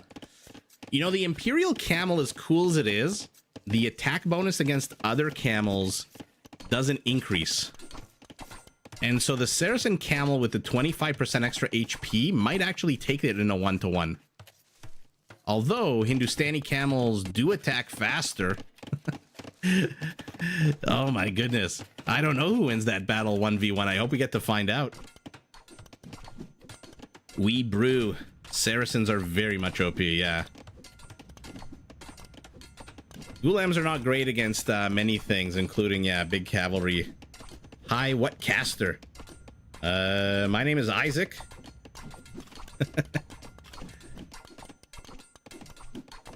I think it is a pro team because Vivi's a member, now Mr. Yo's a member. Yes, Chris definitely calls. Actually, Chris, you're a camel guy. Who would win in a matchup? Either call Spirit of the Law or call Mike's Empires. That channel, if you're not familiar with Mike's Empire, definitely Google or YouTube it afterwards. He basically compares units. He'll take the Ghulam and he'll put it up against every unit in the game, and you can actually see inch for inch, pound for pound, how they perform against each other. Looks like Vinchester, by the way, did manage to get the first kill here. That scout of the Hindustanis.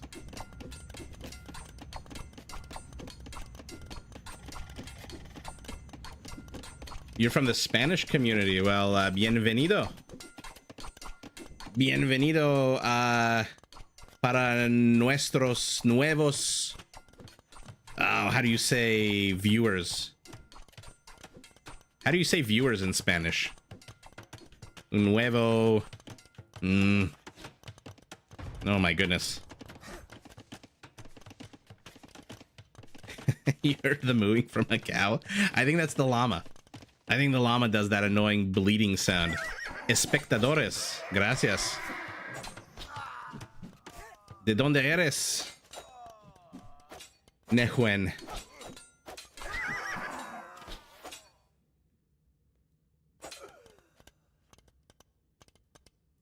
All right. Kill counts are starting to even up. No villager kills just yet. By the way, one player fully walled in. The other player fully walled in with a what looks like a double wall off here. Does not want to deal with any kind of Saracen shenanigans. Remember, their foot archers come with a +2 attack bonus against buildings. So feudal age aggression out of the Saracens is a little bit tougher to take because they can take down palisades very, very quickly. Argentina. Ooh, wow. My parents went to Argentina a year or two ago, and they freaking loved it. So, yeah, bienvenido.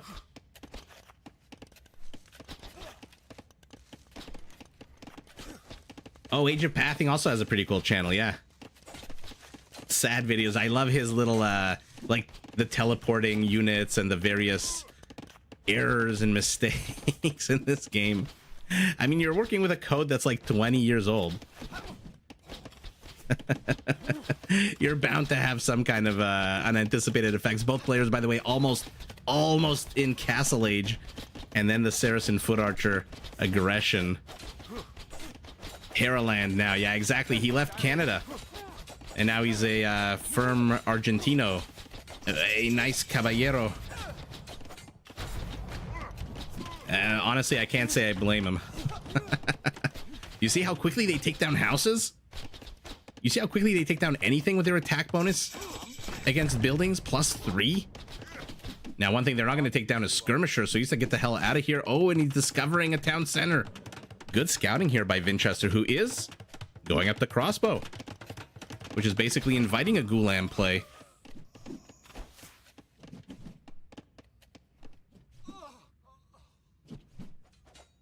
Lemmy, what's been 25 years from the exactly for the game.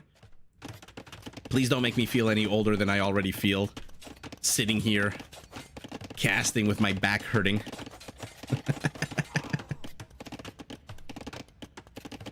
Yeah, it is funny to see the players. Hera especially. I like Hera's shorts from his channel because they have his like reaction. And you never really know how it's gonna go. One of his shorts will be titled like how to perfectly micro your mangonel. And then he loses the mangonel without killing anything, so you never really know if he's being sarcastic or not. You're not much younger. Enjoy your youth. Enjoy your youth is all I can say. The older I get, and I'm just 41. The older I get, the more I realize the idiom that youth is wasted on the youth.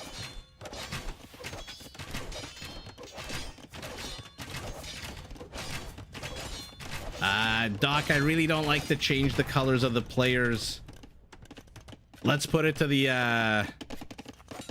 I'll put it to a vote in the chat.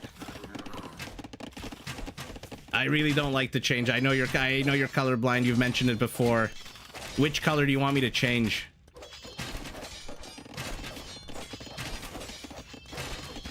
Okay, so I was right about 2600 for Vinchester.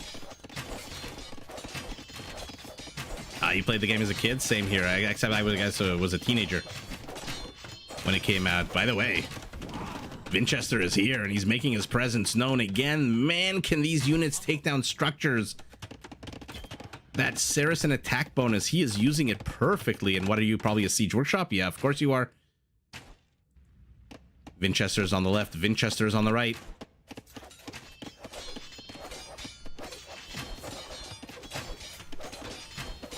But look at this. ACCM is just creating an absolute labyrinth of walls.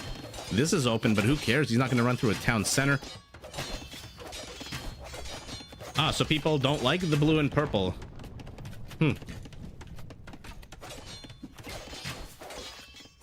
I feel kind of bad. I don't want people not to be able to watch the game.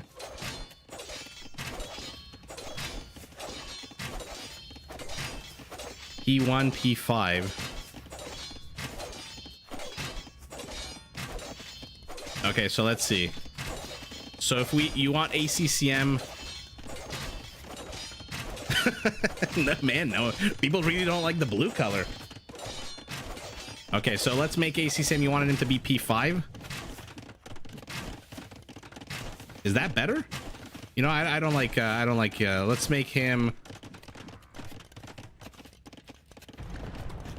Is orange better?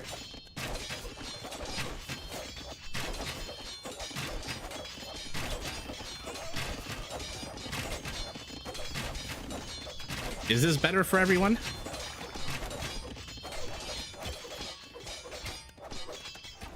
Okay. Well, there you go. Rules are always meant to be broken, right? Purple is still circling here.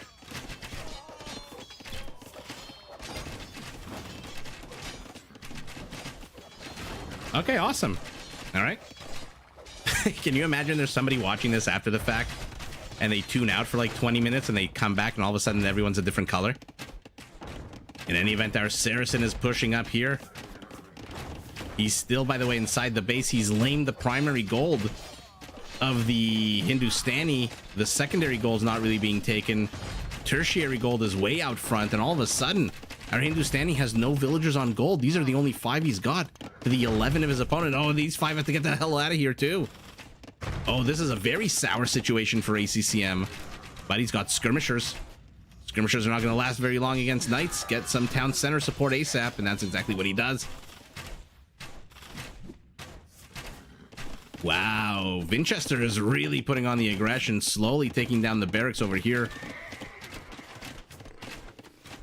Unit does die. Actually, it looks like units for both players died here. Purple and orange is your room? Okay, nice. Okay, well, there you go. Knights are gonna try to enter a choke point. What are their upgrades like? Only one armor upgrade. Soon he'll have the second, so there's a bit of a timing here. Literally 15 seconds where Hindustani can do a little bit of damage.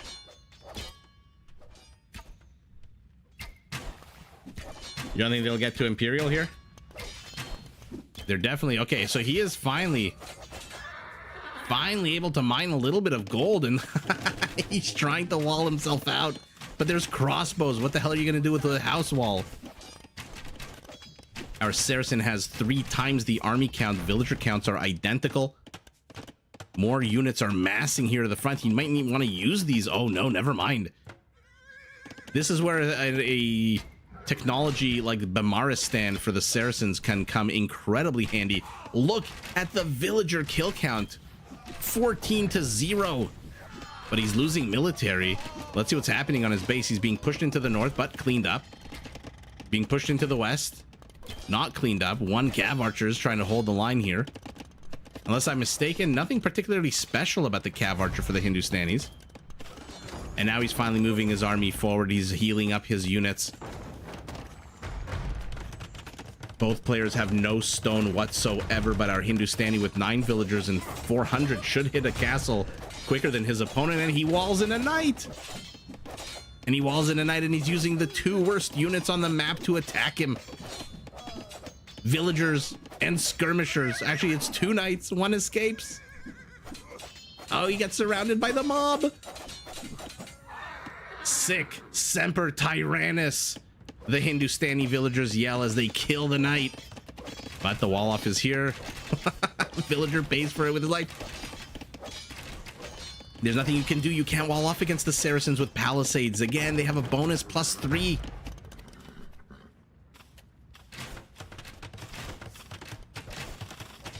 Yeah, ACCM is notorious for not ever GGing when he should.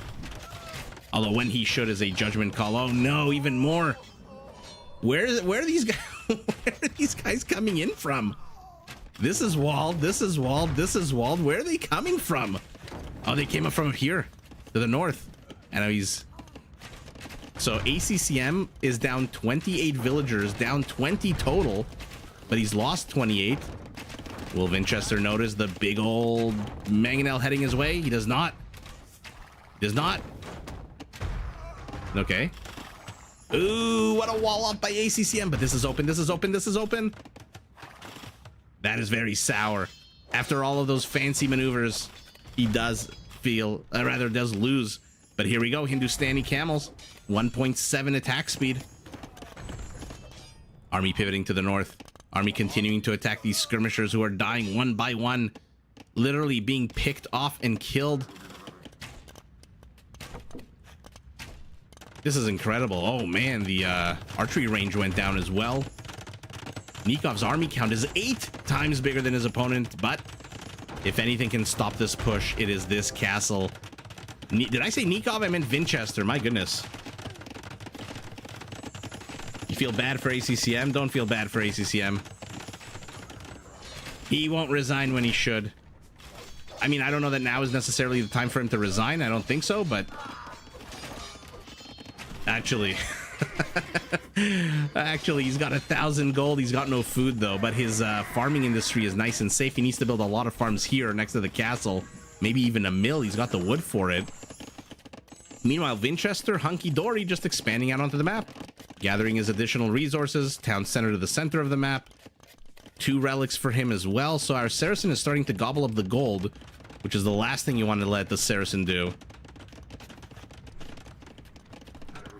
And what is going to come out of the castle here?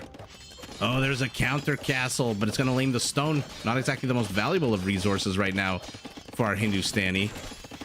Vinchester has the gold, not the food. Soon the food to go up to Imperial, by the way. Maybe by the time he finishes this castle, and start pumping out the trebuchets. ACCM is broke. Completely broke. And what's worse, he's not training any army. 1 camel at a time.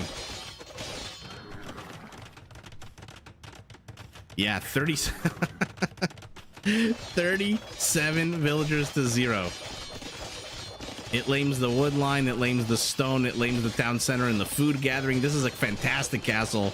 And yeah, I knew he would go up to Imperial the second he finished that castle.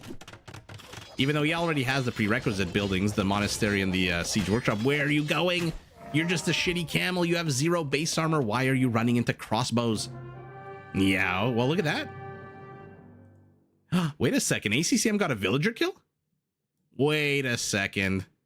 Where did he get that villager kill? Well, Vinchester takes game number 1. That was an absolute amazing aggression display out of our Saracen.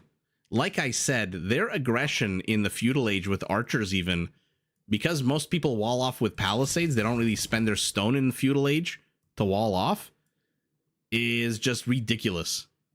And then once they become crossbows, they just take down palisades in the blink of an eye. There's literally nothing you can do against them, especially not once they get bodkin. And he just did not have the ability to mine his gold over here. Neither this gold also wasn't mineable. This one for sure wasn't mineable.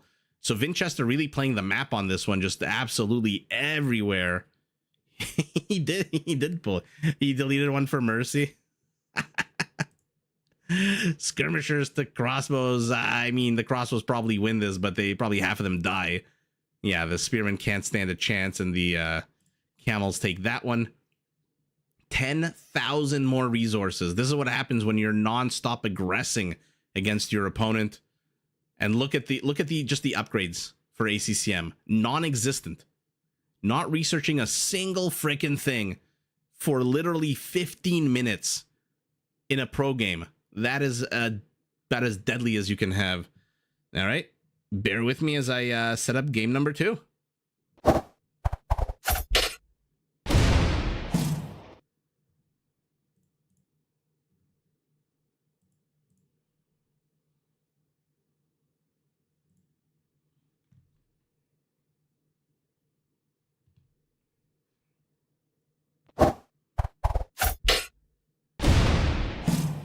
All right, game number 2.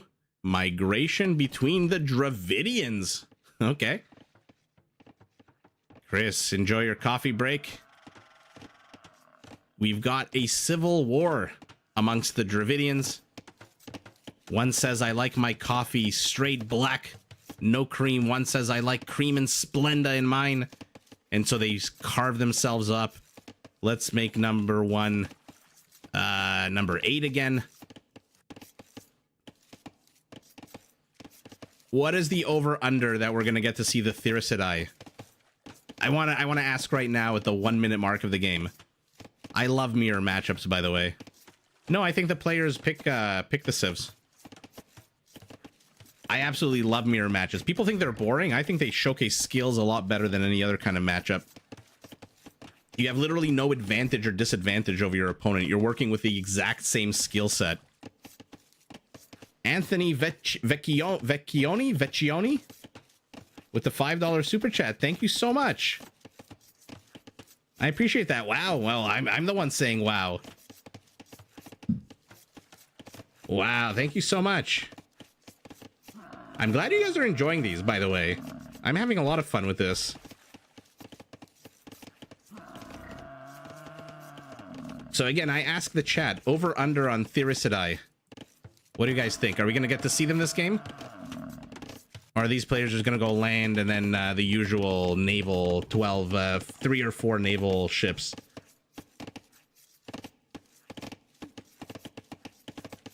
Okay, guys, just give me 1 more second.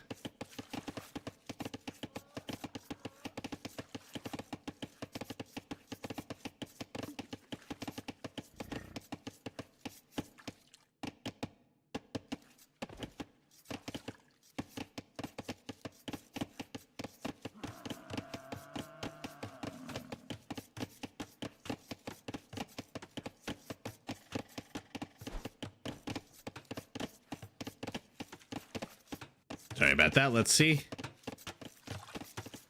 Catching up on the chat. Make them make them both gray. Oh, are you out of your mind? That would be amazing.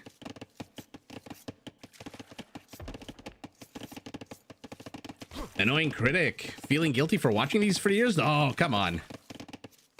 The last thing I want to do is ever make anyone feel guilty. I appreciate the super chat, though. Super cool. You guys are awesome. Doc, if everyone is gray, then gray will win.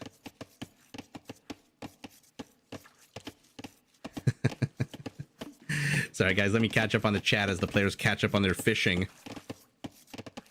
By the way, Anthony, I hope I said your name right.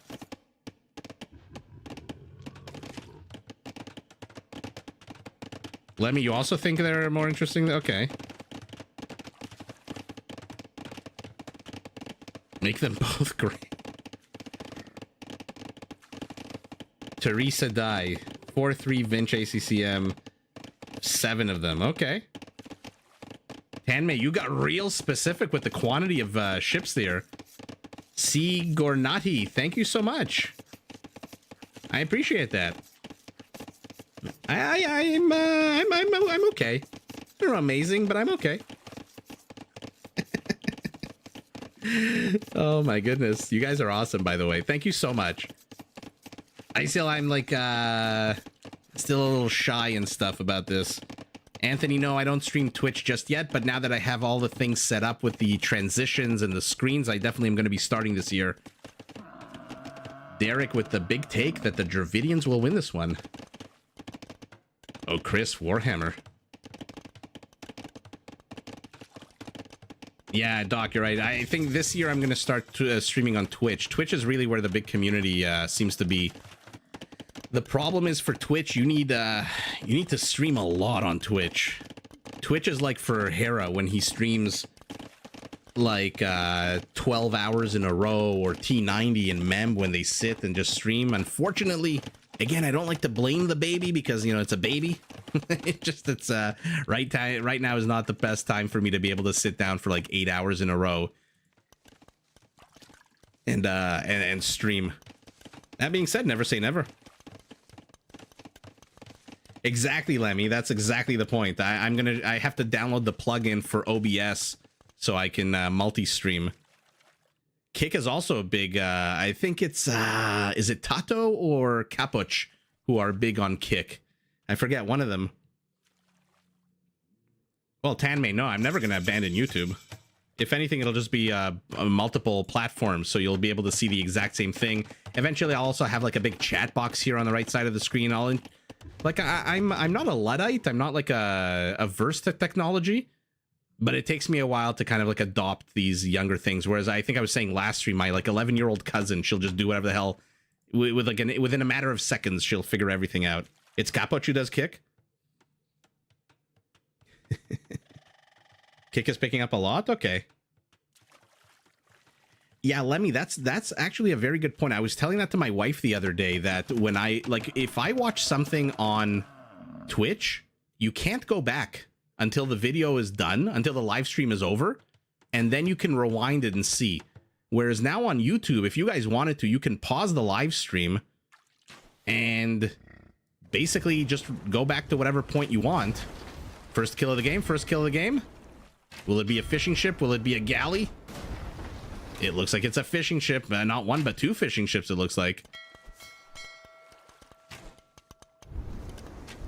So that's one annoying thing about Twitch. But you know what I like about Twitch? When I watch other people's channels, you get like points for watching their channel. And then you can redeem those points on silly little thing. If you guys aren't familiar with a streamer and a player and a content creator called Grathrang, a fellow Canadian Torontonian, he has these hilarious things where you can like redeem your points.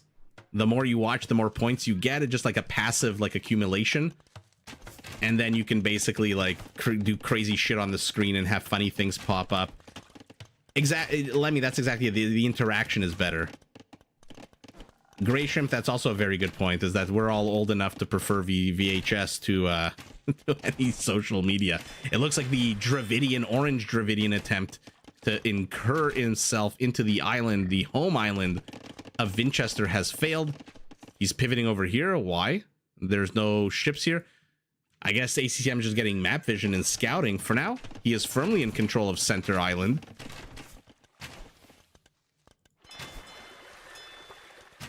I hope YouTube gets better. So far, YouTube's been pretty good.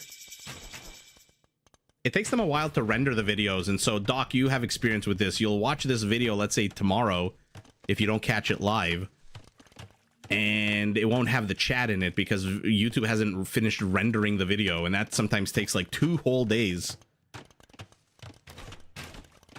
Yeah, Chris, exactly. That's the point, is that you can just go back. You can't do that on Twitch when it's live. You have to wait for it to be over. Anthony, I'm glad I did say it. I think Vecchio is like way in Italian, right?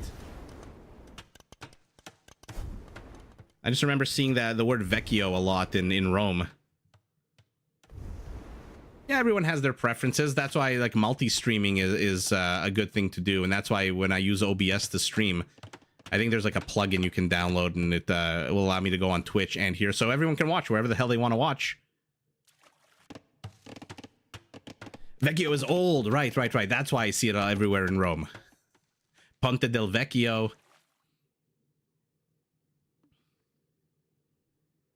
Gray Shrimp, right? Grathrang is hilarious. He's doing this awesome thing, which, by the way, I am totally going to steal once I start playing the game. Hopefully later this year as well. He's doing a thing where he's playing, I think, like 20 or 25 games with each civilization to see which one he likes the most. Okay, yeah, you're gonna get outnumbered here. I don't care if you're a ship, not a galley. Turn the hell around. Get the hell out of here. Galley's attacking the scouts. So, Vinchester, for now, making no attempt to go to Center Island.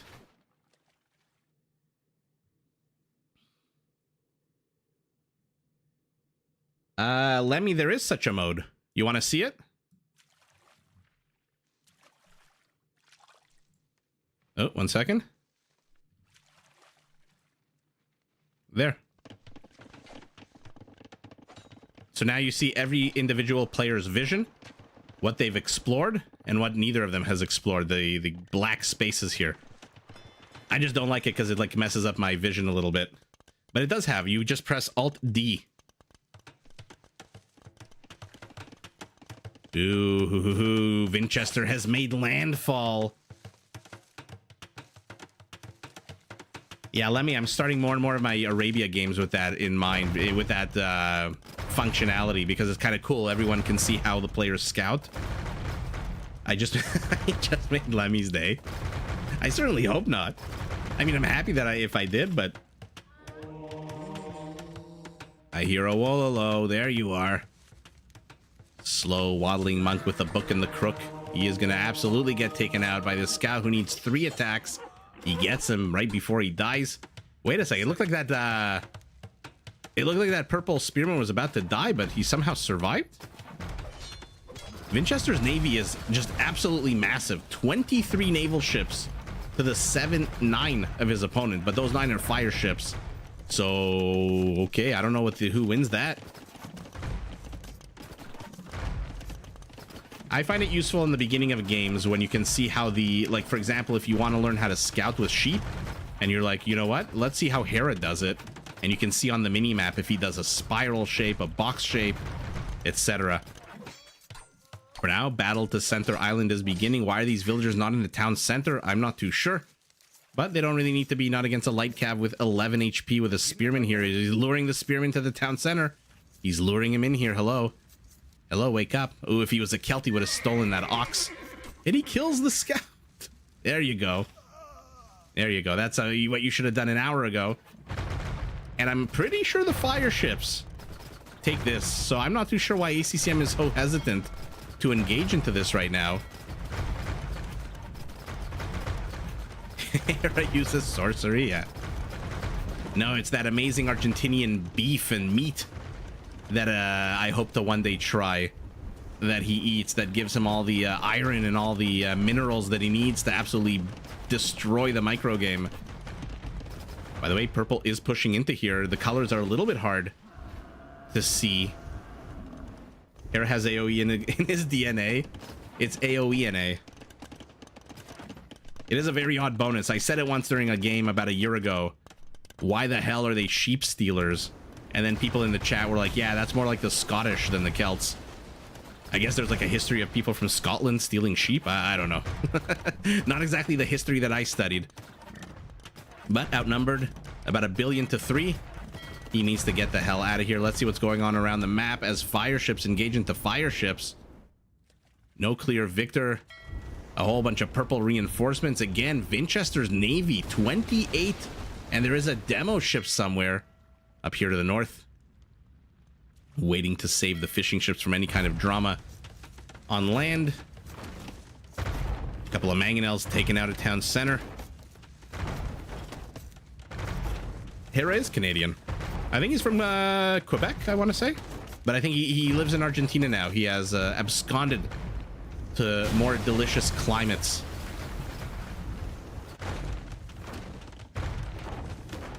ROVC. ROV? Hello and welcome.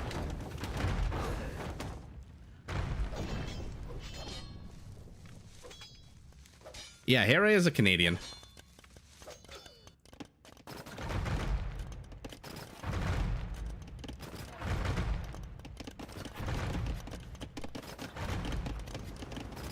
Correction, he lives with his wife and his cat in Argentina.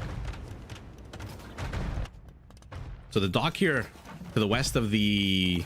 I can't say Dravidian. To the west of ACCM's main island has been taken out.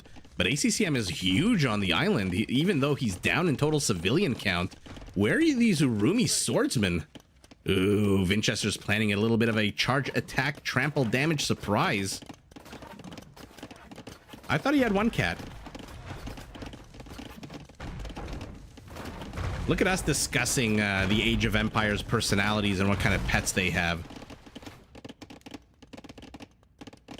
Uh-oh. Uh-oh. Uh-oh. Purple discovers it. Purple discovers it. No. Attack, attack. That could have been disastrous. Is he going to go for round 2? Oh, he gets the transport. Vinchester with the lucky get. Is he going to train another one? No. Oh my god, ACCM has no navy. You know why? ACCM has no docks except for this one. Do you see a single orange dock anywhere on the map? Nothing on Home Island. Nothing on Center Island. Vinchester with that bigger navy methodically, one by one, took out all of his docks.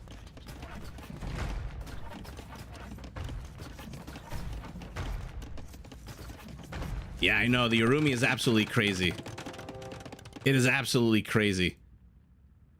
Go into YouTube and type in the search bar Urumi swordsman and see these guys in real life, and you'll see why they do trample damage. Charge attack, I'm not too sure why they needed a charge attack. Because maybe their HP is so shitty. Damn you, house. I'm gonna whip the stairs. And now all of a sudden, Vinchester can just blockade the entire island. And then when he wants to, make landfall because there's no navy to oppose him. Oh, this is very sour. This is very sour for ACCM.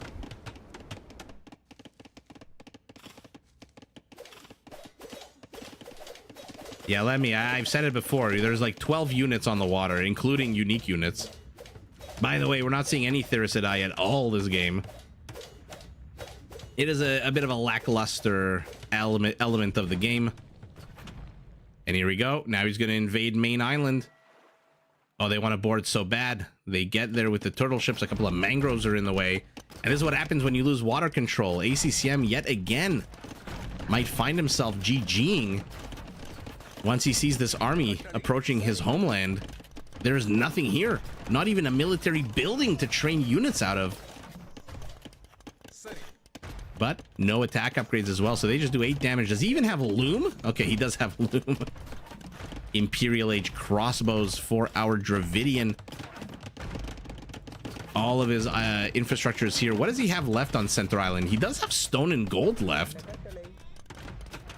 He did manage to kill one of the Urumis here underneath this farmer with the town center. So he's got to be a little bit careful, Vinchester. But doesn't have to really be too careful, you know what I mean? His opponent doesn't really have anything. 90 civilians to 80. 37 army count to 4. ACCM, though, is an Imperial. What's he going to do with that time? A trebuchet. Okay.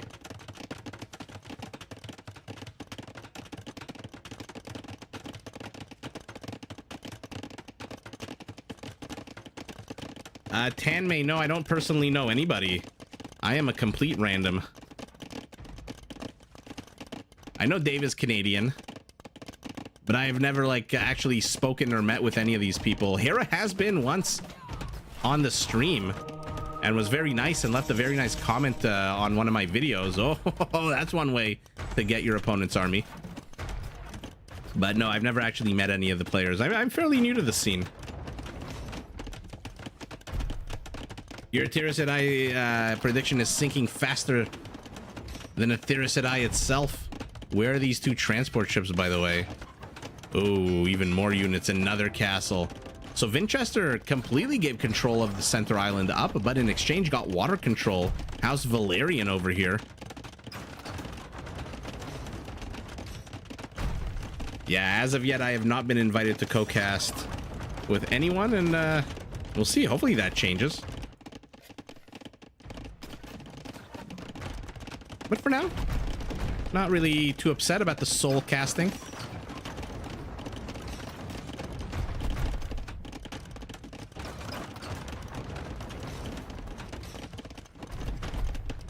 Doc, I am Canadian. I am a Grathrang myself from Toronto.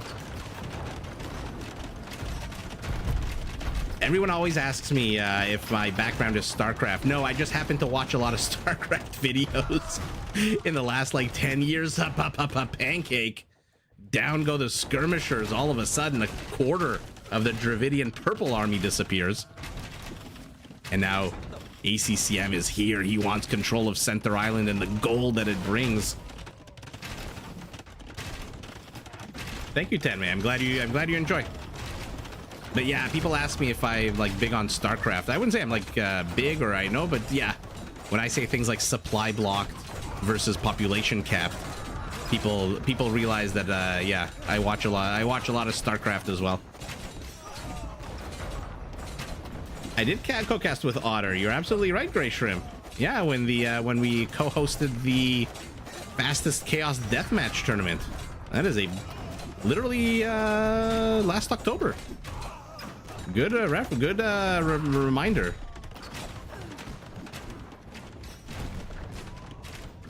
Rovc, thank you so much. I'm glad. This is why I'm very slow to like maneuver and do things, because I want it to be good, and sometimes, you know, what's the expression? Great is the enemy of good. And so it kind of freezes you in place. Let's see what's going on around the map, because as much as Vinchester is blockading this island, he's not really accomplishing much with the blockade. He's not really accomplishing much here on Center Island, and he's getting pressed off of Center Island with no fewer than 5 now. Okay, 4 bombard cannons.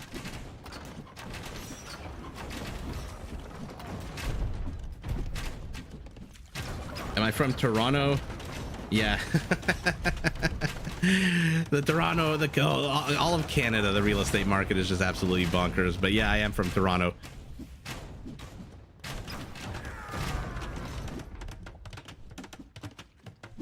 Don't make perfect the enemy of good. Yeah, exactly. And so I need to get out of my head a little bit. It took me like 2 years to get that transition in the screens when I could have easily gotten that in like 5 minutes. So lesson learned. So big things. Oh my goodness. Oh my god, these gold miners can't even drop off the gold. There's so many villagers behind them. Yikes. Lots and lots of idols here for orange. Whose attack has stalled. If he can't take Center Island, if he can't push Vinchester off of here, then it's a GG. And oh my goodness, elite cannon galleon. Come on, build a Theracidai. Shipwright as well. Make them my naval techs are not the greatest. Shipwright does what? It reduces the wood cost and reduces the wood cost and training speed, right? It is very much worse in Canada than the US. Absolutely. Ooh, crossbows are trying to close in on the cannon galleon, which is elite. 15 range. What was it attacking there? Oh, there's an orange house in the middle of all of this. Where is ACCM's army? Where is bombard cannons? I love, by the way, that Vinchester is throwing in skirmishers. They're just wasting time Here, the bombard cannon is kind of screwed. It has to target the other bombard cannons. And while it does, though, these skirmishers, 1 HP at a time, are taking down its HP. Little by little by little by little, and your unit is all of a sudden dead. Training speed and wood cost. Okay, good to know. Yeah, Chris, that already exists. It's called an exit tax. I think they want to increase it by 25,000. Ooh, man. ACCM, by the way, losing control of his relics is a pretty big deal since he doesn't really have any safe gold miners very soon with the cannon galleons coming out. Watchtower is not a bad idea against these ships. Oh, but he's rebuilt. He's rebuilt his docks. The $1 million docks. They're better. They're stronger. And he's going fast fire ship as well. Might want to back up into the castle safety zone until you get fast fire ships. Why are you wasting 4 of your units? Look how quick they die. Guard tower attack bonus against ship +9 at the moment.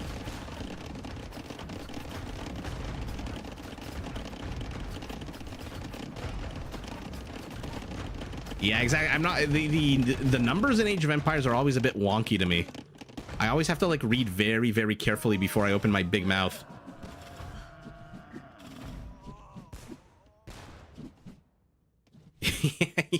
Yeah, he hammers him with his ankle. It's a weird thing to watch indeed. Okay, now this is not going to go well for Vinchester, who, by the way, has gotten 2 of the 3 docks. Of course he has with the cannon galleon. Edelweiss in the house. Ships 20% less wood. Training time 35. All right. Good to know that I do remember some things. Oh, here we go. Here we go. The moment of the match. Let's see it. These guys do not come with any kind of attack bonus against ships whatsoever. Light cavalry units. Will Vinchester notice, or will he use a ridiculously expensive unit? Hello, wake up, guys. To a ridiculously cheap and weak unit who has no upgrades whatsoever. A few more being trained. Vinchester doesn't notice there's so much going on around the map that I should probably be looking at, but no, I look at this. ACCM is back, though. He has controlled the gold for a long time. Curious to know gold count, gold mining count at the end of the game. Honestly, this whole thing here is probably the reason nobody wants to co-cast with me. And honestly, I don't blame them. Yeah, I don't blame them. I focus in sometimes on the most ridiculous, ludicrous things that I find interesting. And that the vast majority of people probably don't. I mean, come on, why are you letting your opponent get this wood line? There we go. Ship now +20. I thought we saw fast fire ship like an hour ago. I guess the dock that was researching it got destroyed. Thank you, Edelweiss. I am starting tournaments now. I don't know if I'm going to cast them live as they happen, but definitely a few hours later, once the baby goes to sleep. I know T90 does the exact same thing. Me and T90 casting together would probably be the most ridiculous thing that nobody would ever like, because we both focus in on some of the weirdest things. Fiery ball misses again. Oh, if only you were a Hunnic Treb or a Britain Warwolf Treb. Like this, for example. Oh, he's gonna get it. Oh no, he doesn't. But they're gonna get him. ACCM's attack to the north, by the way, completely done. Absolutely, he's lost his castle. Now he's going back to Navy, but a little bit too little, a little bit too late. I don't think he has access to the gold that he needs at the moment. Or actually, maybe he does. Now action is pivoted to the south of the map. I love these skirmishers. Fastest attacking skirmishers in the game.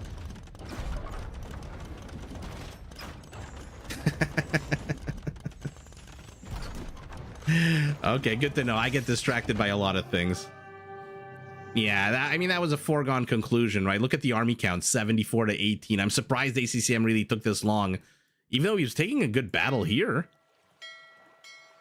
They both have fast fire ships. One has cannon galleons, one has transports. ACCM's main island completely out of resources very, very soon, although he has enough wood here to last him a long time.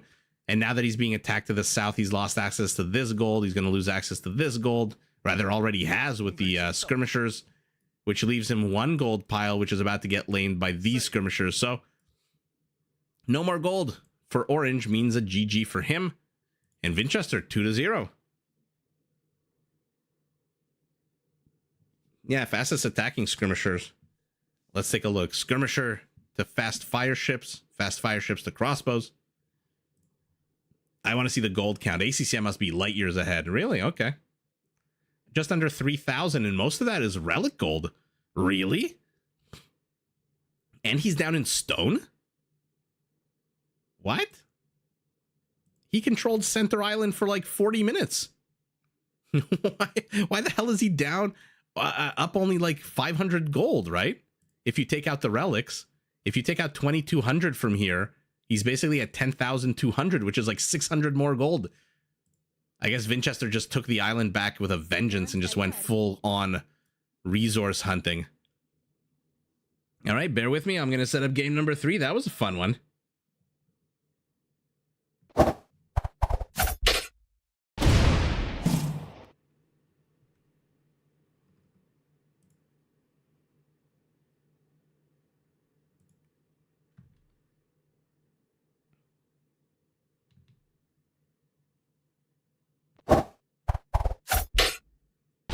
Behind villagers for most of that time. Okay, well, there you go. That explains it.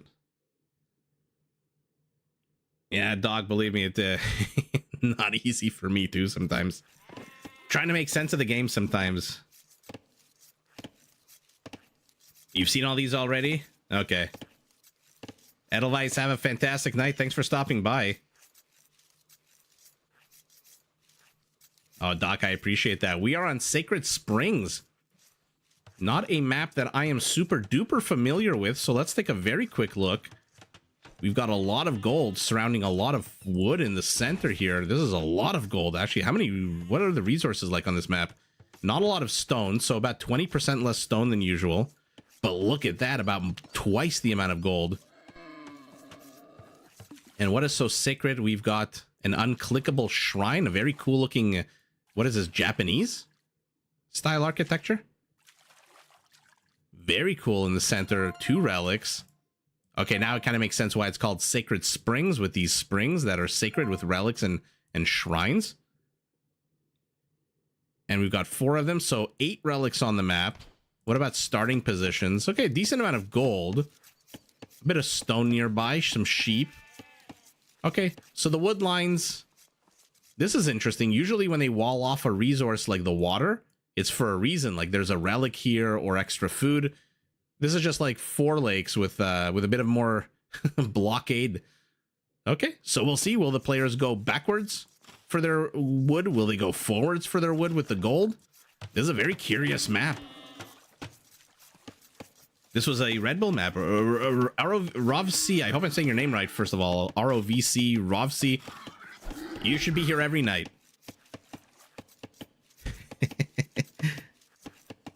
So I'm very curious to see how the players will play this. Again, will they go for the Sacred Springs with a lot of shorefish, which, by the way, unless I'm mistaken, this is the fastest way to gather food in the game, barring any civ bonuses.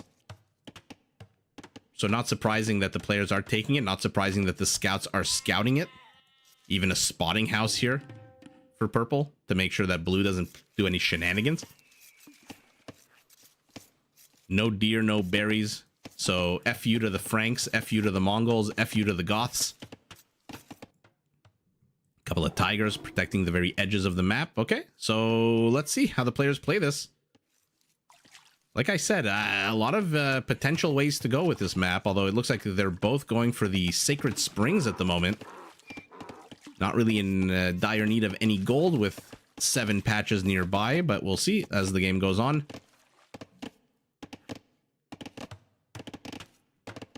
The riderless horse scout, yeah. Lemmy, you think it's gimmicky? I like a gimmicky map a little bit sometimes because, again, it creates different avenues of attack, and then it's interesting. One player might go one way, one player might go the other way. Eventually, if it goes to the late game, this gold is going to get mined out, and so they're going to have to start going here. I can see like the Georgians and the Armenians having a field day with this, not having to place multiple mining camps over and over and over again. Although it doesn't seem like wood is in very short supply. A lot more wood than normal with 268,000.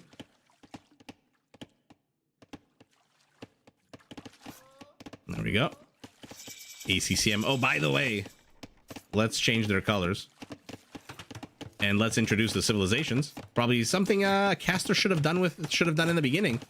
Vinchester playing as the Khmer Khmer. So the second time we're seeing those tonight. And the Romans. Okay. So extra range ballistas, extra range scorpions, double bolts for their elephants and their ballista versus the only ballista in the game with tracking. Plus minimum range reduced from 2 to 1. Cost is cheap as shit. And with the ballistas upgrade can fire much faster. Okay, so let's see a game of scorpions. Is that too much to wish for? Yeah, that's Alpine. Exactly. And it was to make laming harder because we saw exactly that. I think, who was it? I think, Nikov. The Viper tried to lame Nikov's, Borpal, or Nikov tried to lame the Viper's Borpal. Oh, man. You know, like when you studied for a test in university, an exam, and then the second it's over, you basically forget everything that you studied. Sometimes that happens to me with Age of Empires. Come on, somebody get a kill. Might be the fastest kill in the game at the 8-minute mark. Will it be a villager? Could very, very, very well be a villager. It looked for a second like he was going to garrison the villager inside this structure. No, it is a horse that dies. Not a villager. Some of these villagers are very weak. There's one here with 4 HP. Okay, ACCM does manage to get one villager. That actually weak villager, I think.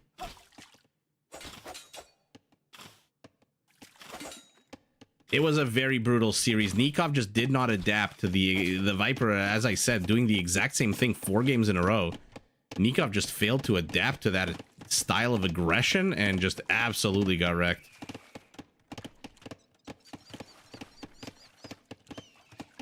Yeah, Doc, or a combination of both. But I've said this before, that's the beauty of Age of Empires. You have two people who like Age of Empires in a room, 2 of them, and there's like 5 opinions. A little bit of a wall off here for ACCM. Peacefully, by the way, taking his shorefish while aggressing against Vinchester. So he's doing a good job keeping Vinchester on his toes, although Vinchester did have to plop down 125 of his stone for a tower, which is kind of sour. But finally, 10.5 minutes later, pushes out, and now it's ACCM's turn to waste his stone with a very defensive tower. And let's see how this goes for him. He might lose a villager here.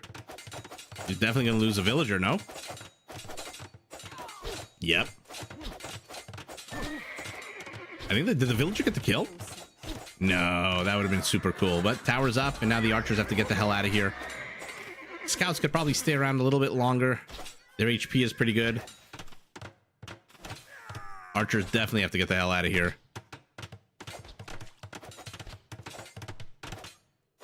And here we go. The pendulum swings the other way. Even though he won that battle, not too much he's going to be able to do with very injured scouts and a very injured archer. And so, idyllic fishing community is safe. This one untouched entirely. This one's been safe for a while. Look at this badass archer holding his bow, watching the fish. If you jump out of this lake, I will kill you. Villager counts 29 to 30. Army counts 5 to 2. Are any of the players banking resources? A lot of gold for our Khmer, who does not need to remember any structures to go up to the next stage, which is why you, by the way, see a stable with no barracks anywhere. And so, 13 minutes into the game, no real indication of what the players want to do, except perhaps try to keep laming each other's sacred springs. Limited Viper is a very fun series. I love that the pro players create these kinds of, you know, like Hera has off-meta Mondays, and the Viper has the Limited Viper series. It's a really super cool that it's a very creative community. And I absolutely love it. Oh, he walls himself in perfectly, does Vinchester. Bet he's being chased away here. Nobody's got bloodlines as of yet, even though they're both going heavy on the cavalry. Oh, right as I say that.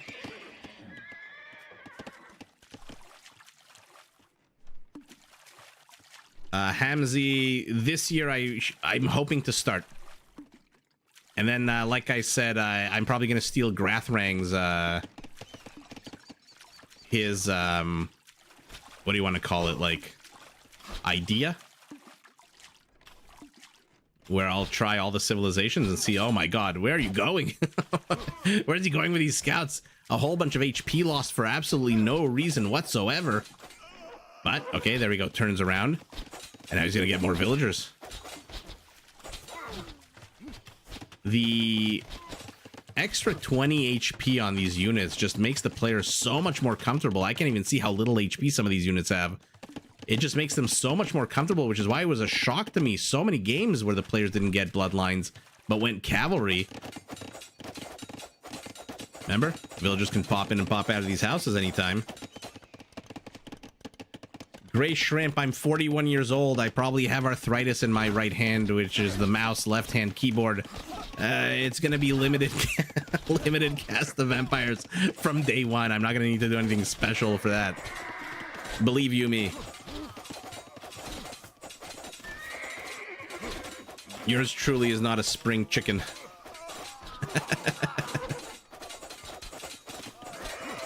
Two villager kills, 3 villager kills.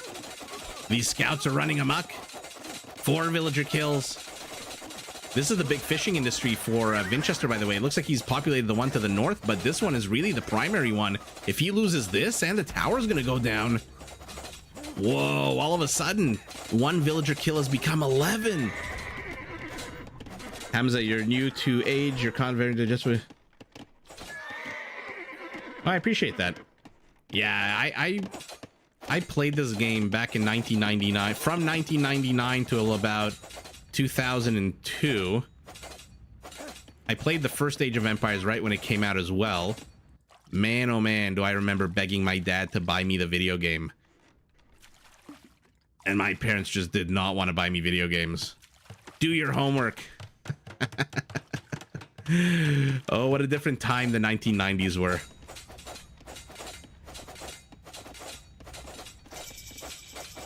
Yeah, geriatric. I should have named the channel Geriatric Gaming.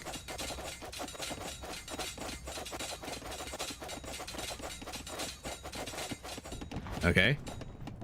No villagers in that house, but there's 3 in here. Remember, the Khmer villagers, as cool as it is to run into a house, they don't regenerate HP when they do so. So if they go in with 5 HP, they come out with 5 HP.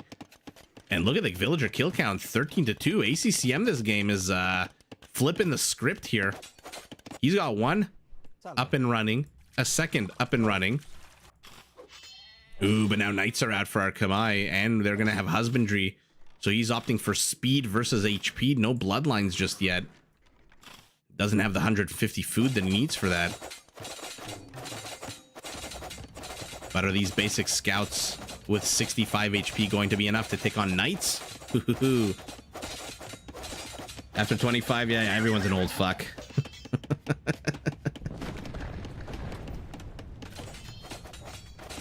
In Vietnam, maybe. I don't know about it. In Canada, it most definitely did not. In Canada, it came free for children whose parents bought it for them.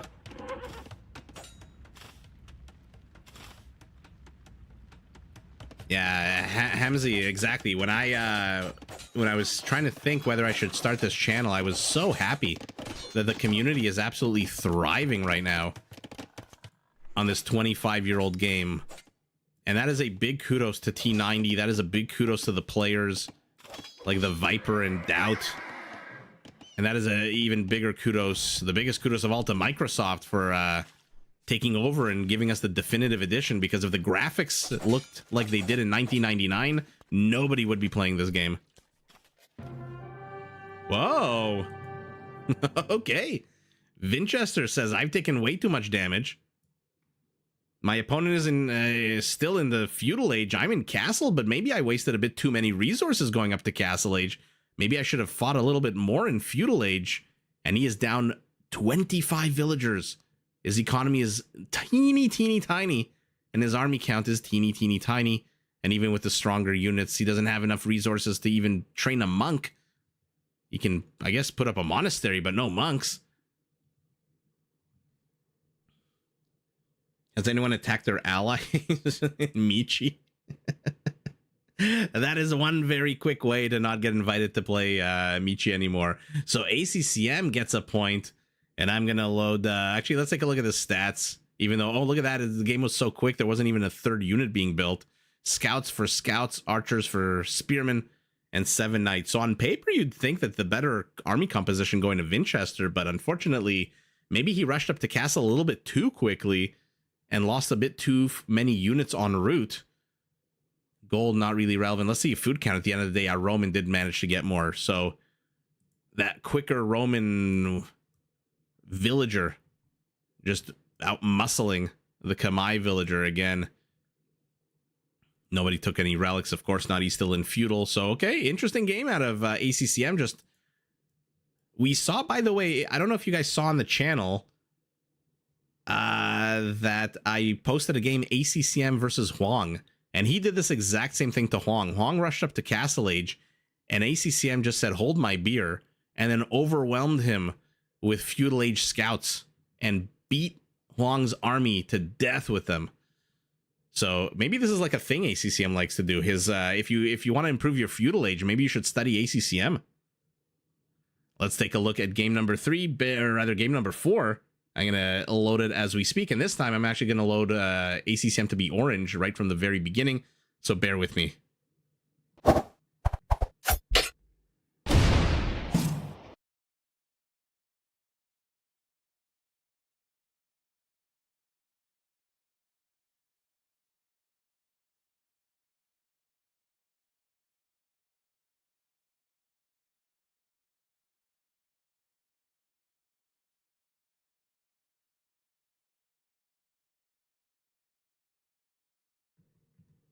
All right.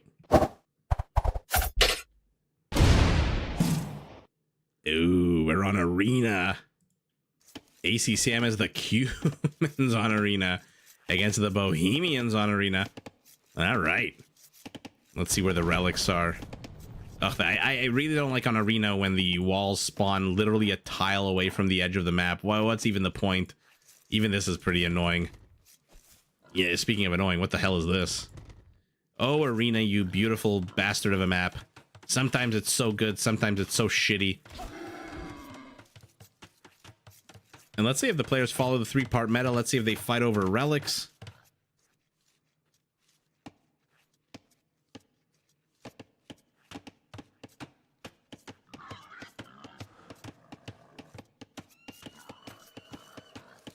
Sorry, guys, I'm catching up to the chat. And yeah, a good time for me as the players start gathering their resources, building their settlements. To remind everyone, if you're watching, please do hit that like button. Help me out with the good old YouTube algorithm.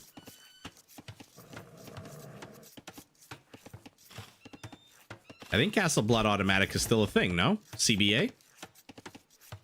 Which someone on Reddit says has the most toxic community. Which I believe. Deer pushing for ACCM. What is he going to do? Let's see. I always love to see Cumans on arena. Will he go the safe route? Will he go the risky route? Is he going to try to get the boar with his scout? Look at that. Vinchester playing with fire here.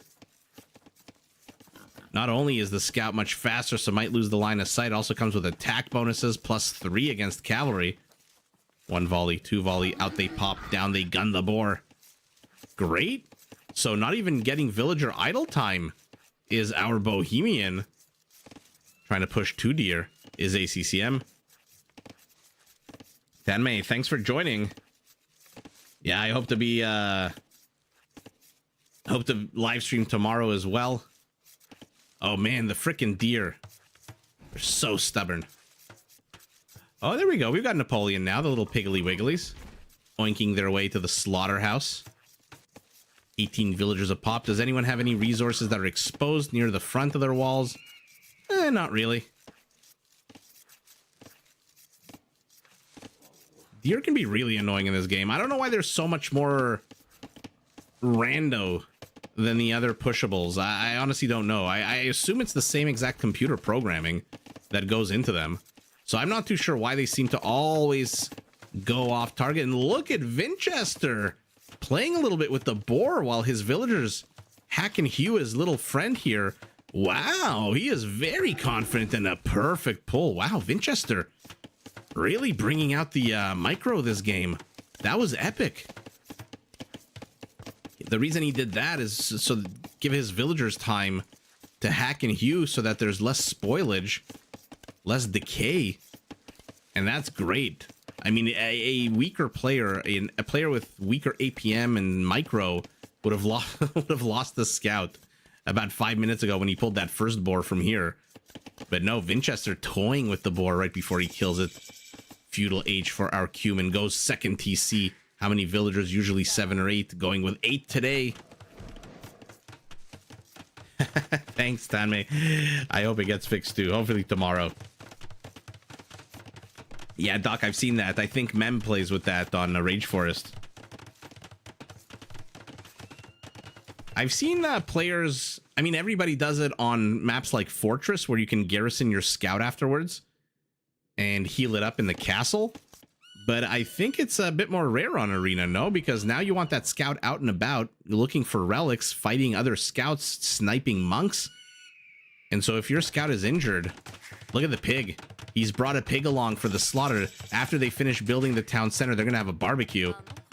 And this little pig, he doesn't know what's going on, adorable little bastard. You are about to get eaten. Maybe not. Nah, he's about to get eaten. Aw. Poor little ones and zeros. Greg, it's not a tiny map. It's, I think, the tiny settings. But it's not like those tiny maps. Are you asking like the ones that T90 casts? Those eeny, meeny, teeny, tiny maps? It's not one of those, but I do believe the setting is tiny. For two players.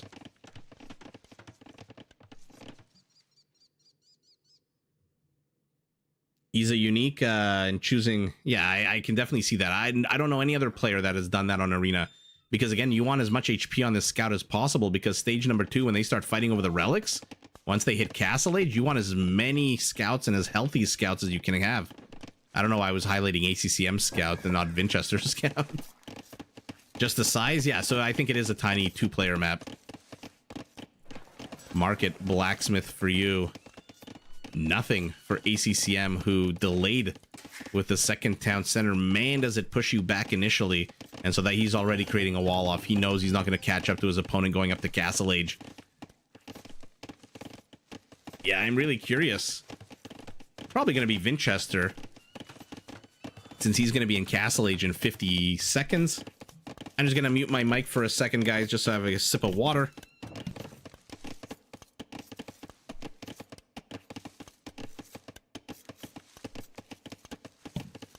And we're back. So far, by the way, has Vinchester even explored the map? No. So one player playing incredibly conservative with his scout. The other player playing incredibly conservative with his second town center. Although, conservative with an asterisk, because never underestimate the cumin ability to absolutely wreck you with that second town center bigger economy. But he's keeping an eye on Vinchester. I love, by the way, that he's explored the entire edge of Vinchester's settlement. He knows exactly what's coming at him. He doesn't see any structures. Vinchester, for his part, is keeping them far into the distance here, into the gray area. Let's see. Barracks. Remember, the cumin archery range and the stable are both only 100 wood, which makes them very, very cheap as secondary structures to go up to the next stage, especially when you plop down 275 for this structure right there. Castle Age, 1, 2 town centers. Okay, let's see a big battle here between these two civilizations. Gonna be a little tough, maybe, for the Cumans. The Bohemians with those special roided out spearman line units. The... what is it? The mobile wall that basically takes 0 damage from ranged units. versus a mounted civilization, but human siege, human cavalry. Let's see. Never write any of these players, any of these civs off.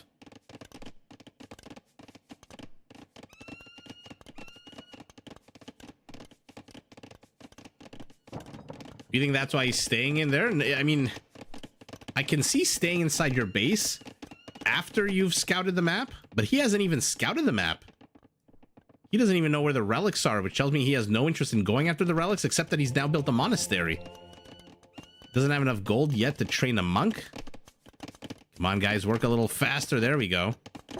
But he's getting a monk. He doesn't have he has zero map vision.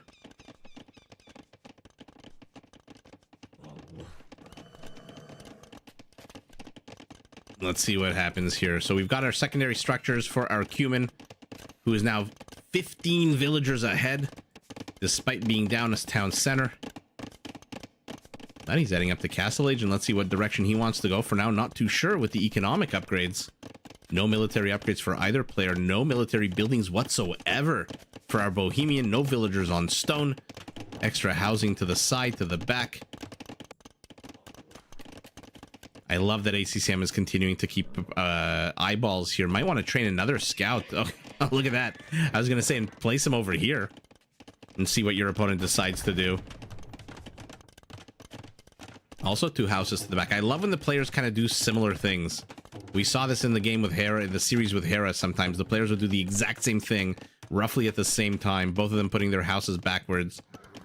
I mean, at this point, ACCM must have seen all 5 relics, right? 1, 2, 3, 4, 5. And where's the scout going? It's probably a loop-de-loop all the way over here, if I had to guess.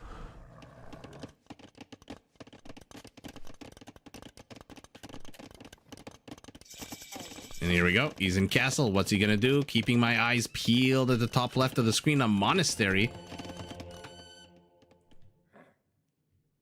And here we go. For the first time, 16 minutes into the game, the Bohemian scout leaves the safety of his settlement right as the Cumin scout arrives. Does move 10% faster automatically. And remember, this is a scout, not a light cavalry unit, which is a little tiny bit slower than a scout. So this unit right now, in the next, if it stays a scout and Imperial, is the fastest unit in the game. Except for maybe a trade cart with a caravanserai. Maybe that's a little bit faster. But without any team games, 1v1, definitely the fastest unit in the game. Faster than a Shravamsha. But if you're going scouts in Imperial Age, ooh, okay, you might be angling for some trouble. And beautiful catch by our Bohemian. He didn't move out for the longest time, but when he did, it was perfectly timed. Oh, he's gonna get sandwiched here. He's gonna get sandwiched here. He's up against the Cumins. Oh, first blood drawn at the 18-minute mark, and there's a big fat Cumin castle. But some monks, you are not on relic duty. You are here to push back these villagers. Berber trade cog, okay. I should have said land unit. More villagers are coming forward. He's oh, the monks, you've left the safety of your settlement. They're not paying attention. Oh, these are light cav now. They only need 2 whack-a-moles to kill the monk. And Vinchester's defense has crumbled for a second. He's got to wall this off a little bit. What is our Bohemian going to do? The university is up. He's going up to Imperial. So is our Cumin, by the way, 30 seconds ahead of him. And he's establishing map presence and a mining camp. He is taking the riskiest gold of all. And in he comes the castle. Come on, Kipchak, Kipchak, Kipchak. Oh, silly, stupid monks. Nah, Kipchaks be damned. He's going melee cavalry. No, never mind. There are Kipchaks. Look at that. Yours truly willed them into existence. Vinchester, very calm. Very cool right now. Bear gets activated. But villager has loom, which means bye-bye bear.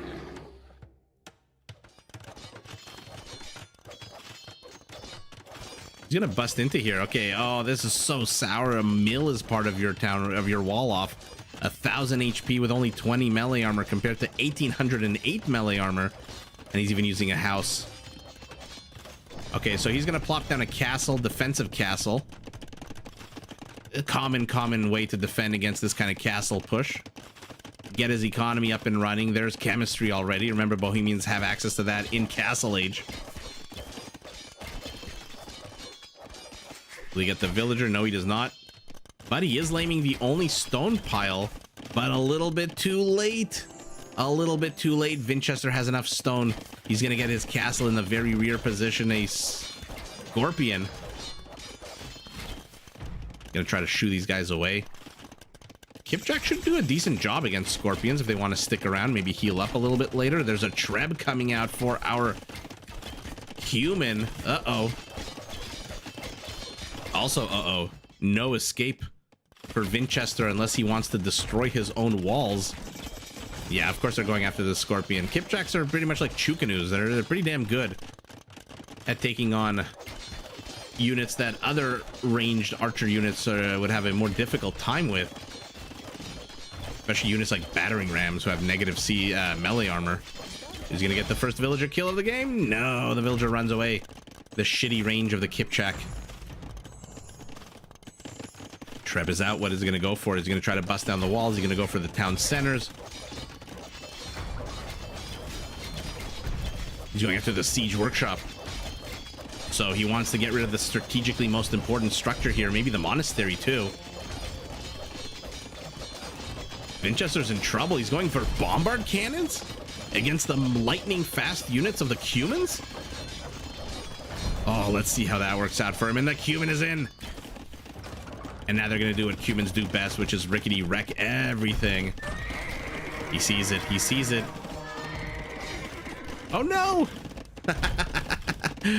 Oh, one pikeman held the line and Monk converts a Kipchak, top knot and all.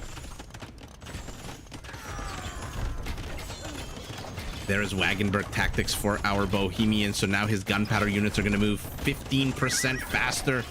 I should say gunpowder unit, singular. He's only got one bombard cannon. ACCM's push is a little weak, no? Going light cavalry? I mean, you're again, the Bohemian halberdier line, spearman line, they deal 25% more bonus damage. So instead of 22 attack against cavalry, it's 28. And now they're going to provide a decent guard for these bombard cannons. Oh no, ACCM's attack looked very, very promising a second ago. And all of a sudden he's melting.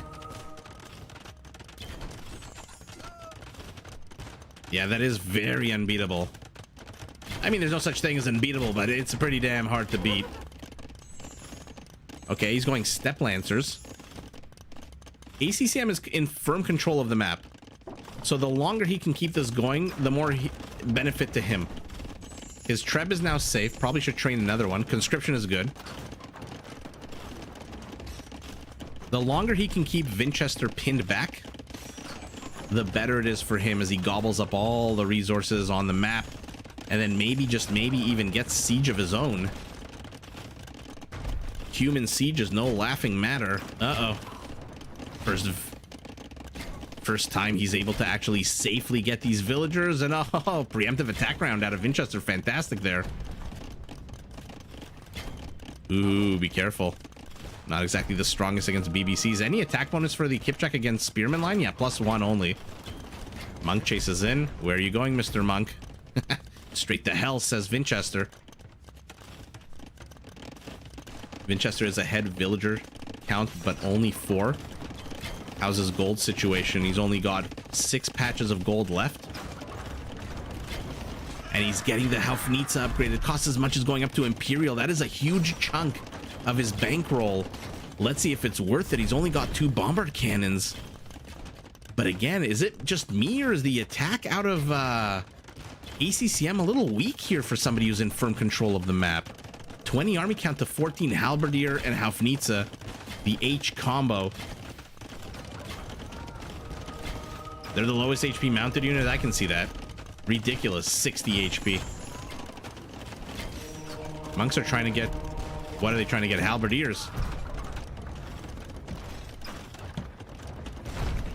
Market is down, so Vinchester's economy cannot be rebalanced even if he wanted to. Castle, by the way, is still up. What is ACCM doing with all his gold? He's getting upgrades. Look at his military upgrades compared to Vinchester's. He's got literally everything compared to literally nothing. Vinchester's going armor upgrades on the halberdiers. Fantastic. Good idea. Repairing villagers are now at risk. The Kipchaks are darting in, killing, darting out. But he's needing more number. Again, as long as ACCM can control the map like this, it doesn't matter if Vinchester gets a little bit here, a little bit there. Even 3 Kipchaks, as cool as that was, pancake, not the end of the world when you've got 100 villagers and your opponent is supply capped, population capped at 125. But you need numbers. You need to overwhelm your opponent, otherwise he's going to get that death ball.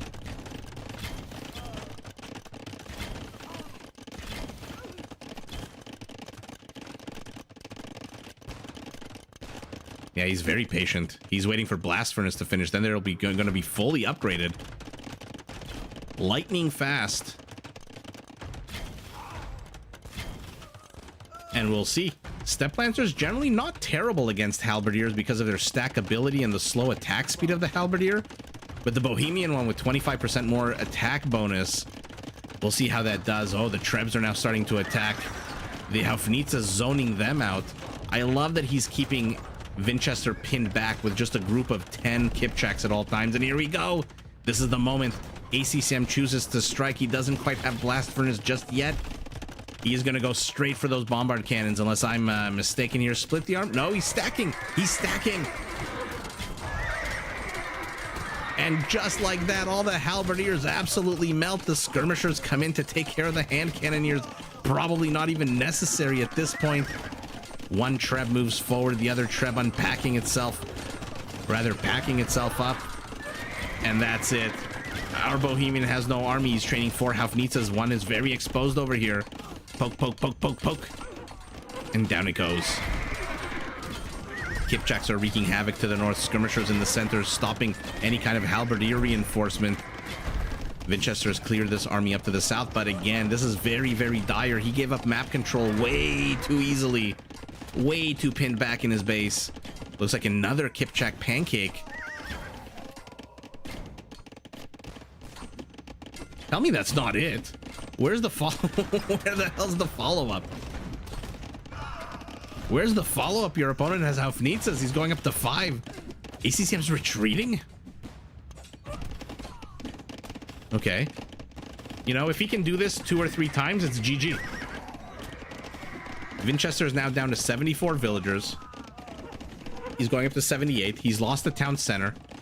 His castle's HP has been taken down 10%. Fresh band of Step Lancers are moving in. Oh, but there's not enough of them. Oh, I love that they're ignoring the spearmen. I love that they're ignoring the spearmen, but to their own detriment as the halberdiers close and the gunpowder units do the rest. But skirmishers are tickling away at the HP. Vinchester is broke. Oh, that was very close. Let's see if his attack rounds...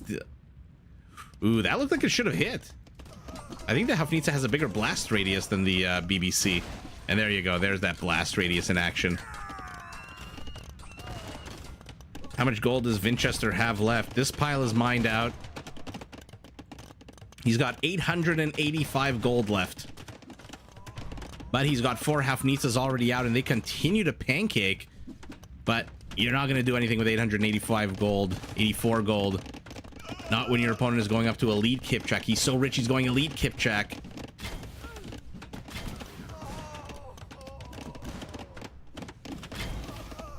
Step Lancers engage in the south. Haufnitzas, halberdiers are not there to take them on. And so they'll get all those villagers. Skirmishers up to the north. Yeah, Vinchester's just being poked apart. Little by little by little, he's going up to elite skirmisher himself. But he's only got 11 villagers on food. So what do you want to build? Skirmishers, villagers, or halberdiers? You can't build all 3.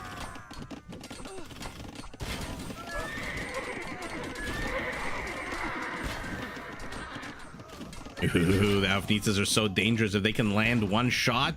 Oh, beautiful splits right up until the very end.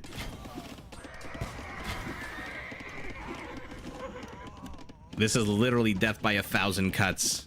ACCM can afford to do this all the livelong day. He is in firm control of the gold to the back, the gold to the front of Vinchester's base. And where's the other one? Not really mining this one, not mining this one. Vinchester is being starved. Starved out of his own settlement here. And his army count is literally at 12 to 44. Yeah. So Vinchester is channeling his inner ACCM here and not resigning probably when he should. Yeah, Doc, it definitely does look like a GG. Yeah, there you go. Wow, ACCM ties up the series. This was just a classic example of why you need map control in Arena. Very, very few games I've seen where a player establishes map control like this that the opponent pushes back. Very, very rare. And Vinchester, as well as he did, killing 131 units of his opponents. He lost 89 villagers, 211 total kills for ACCM. And do we even want to look at the economy? I mean, this is going to just be well, okay. Only 20 or so % bigger. That's including the relics. All 5 relics, by the way. All 4 resources going to our orange cumin. And now it's purple who, take a look, researches nothing the entire game because he's just spending all of his resources. Wow. Yeah, John, we're still here. Yeah, Doc, he played a little bit too passively. Maybe he was expecting a bit more aggression earlier on, but ACCM did not oblige, and now he's going up to Hussar. Okay. Yeah, very much GG. Let's take a look at game number 5. Let me start loading that one up.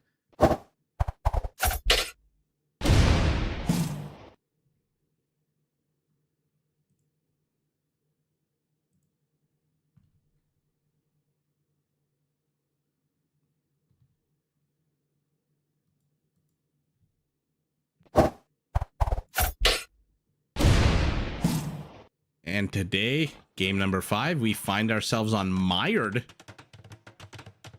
A game where everyone starts in a puddle of shit with a whole bunch of villagers, nomad style. And ooh, we've got our piebald horses. Look at them go. So here we go. Another map with a lot of horses. And like ROVC said, they certainly do seem like they want to block you from getting your huntables. Ooh, he wants to get it with the town center. He gets eclipsed a little bit. And by the way, Mongol versus Mongol, so 40% faster hunters will be very interesting to see on this map. How many boars are here in the middle? 10 boars. So, purple Mongol, Vinchester getting the first one. Another one got in here for ACCM, who goes underneath a town center. Perfect pull. Getting a little bit of bamboo as well. So it looks like Vinchester got his town center up a little bit earlier than his opponent, just a fraction of a second. Yeah, I don't know if he really needed to go full on Haufnitze once he got Wagenburg. I feel like he should have gotten one or the other.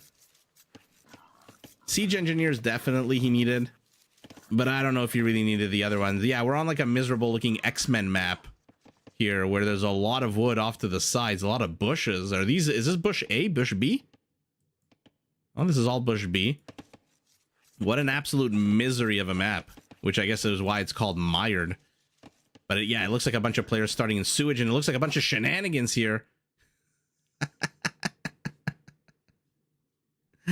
Oh my goodness, look at this. Look at this. What is happening? What is going on right now? I don't want to click on whose horse is who, but this is probably orange. Yeah, this is probably purple.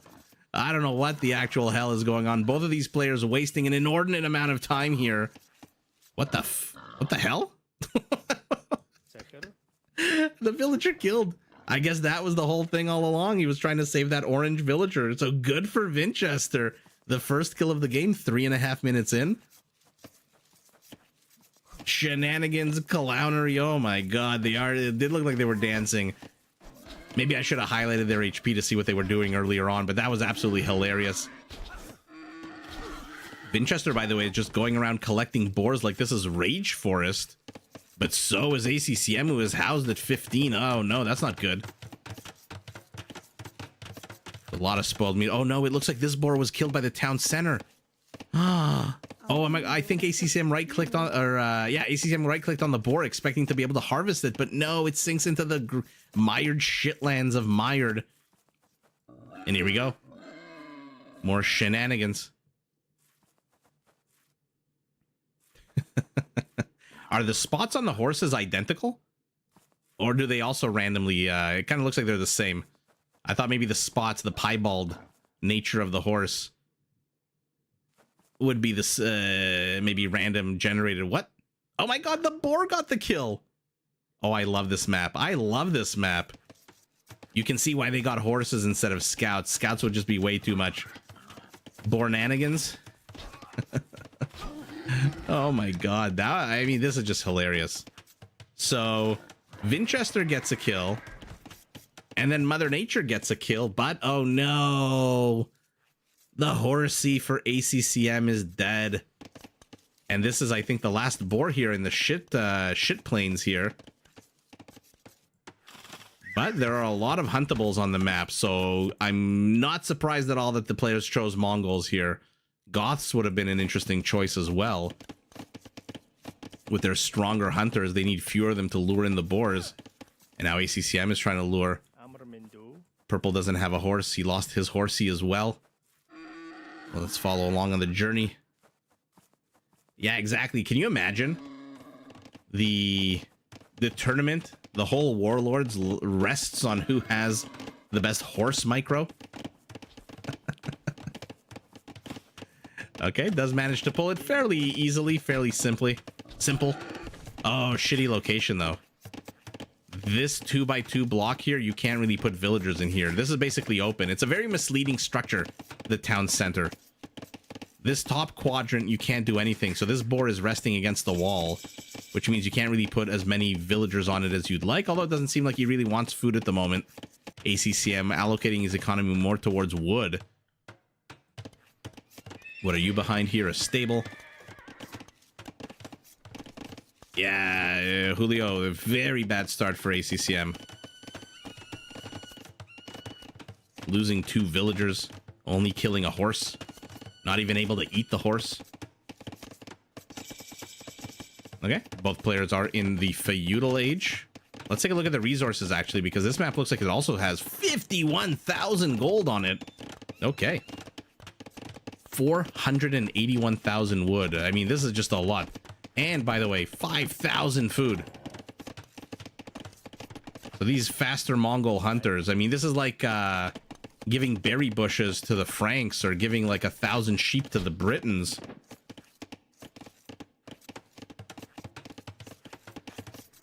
Hunters are working. Spearman with his decent line of sight is going to start exploring the map. Not a bad unit to explore with if you run into a scout, for example, as our Mongol in purple is now out with. Where's the stable? There it is.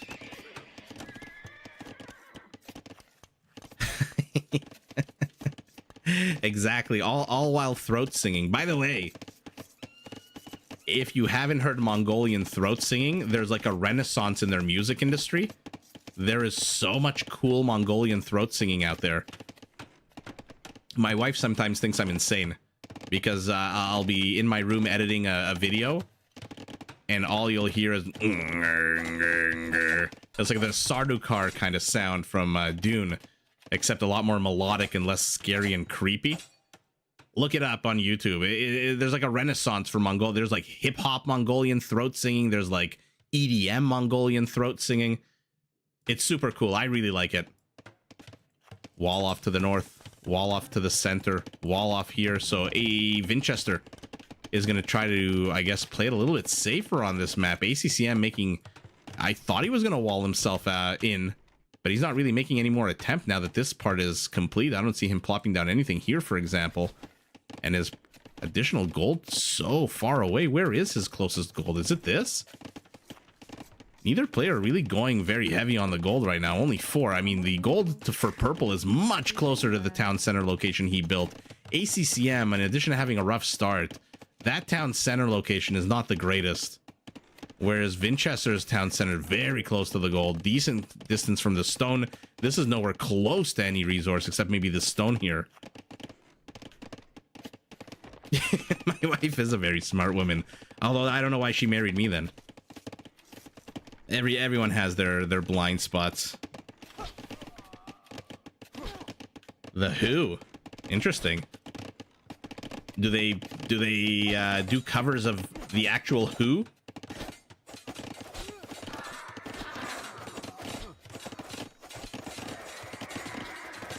There we go. We got a Mongolian scout battle here.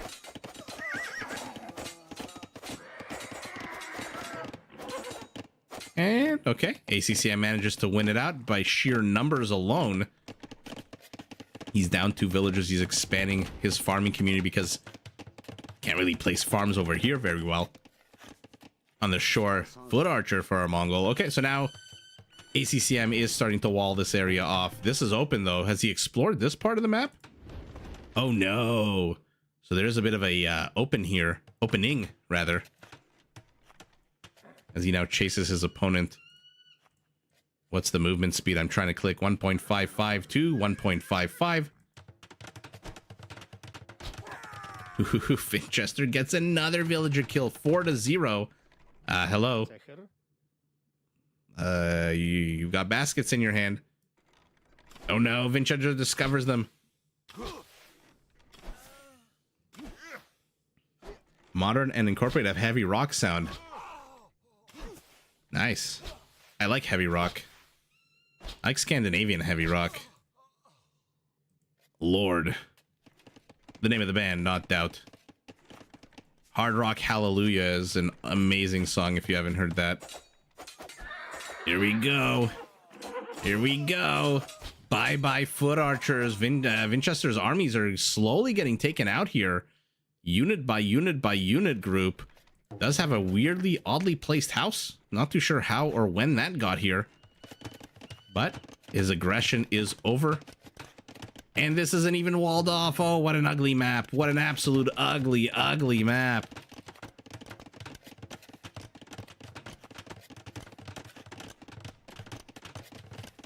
You like Scandinavian women. You know, true story. When I was living in Norway on a student exchange for 6 months, I traveled to Stockholm for a bit. And I expected to see so many blondes. Men, women. I saw like 3 blonde people. Everyone else had dark brown or black hair. Marion, no, I don't. Everyone is asking, I should make one. I mean, I have a Twitch account, but I don't live stream on Twitch. Ooh, nice pickoff by ACCM, who is down 7 villagers, both lost and existing. I will have a Twitch account later this year, though. I am planning on streaming on multiple platforms. But as I've said many a time, I am very, very slow to adopt new things, new platforms and things like that. So there will be a Twitch at some point this year. To make a long story short, he's going to get his first villager kill. He gets his first villager kill. And it, all it did was cost him a little bit of HP.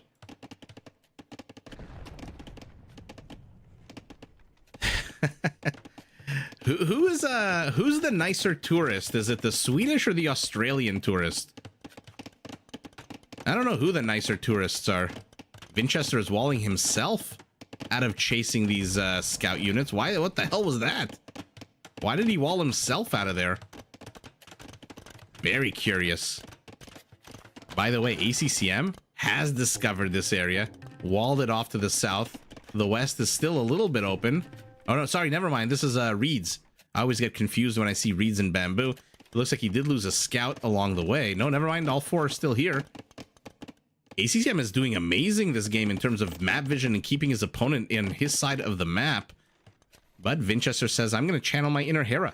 When you try to keep me on my side of the map, I'm going to attack you on yours.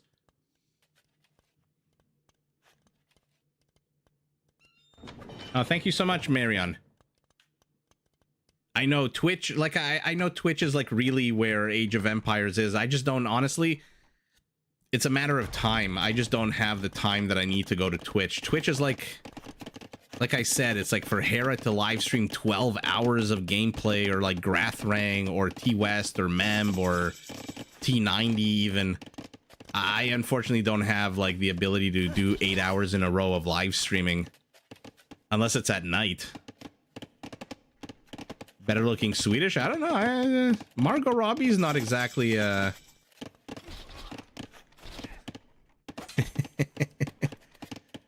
I was trying to make a joke there, Doc. I was trying to think of like who was the who was the actor that played Crocodile Dundee?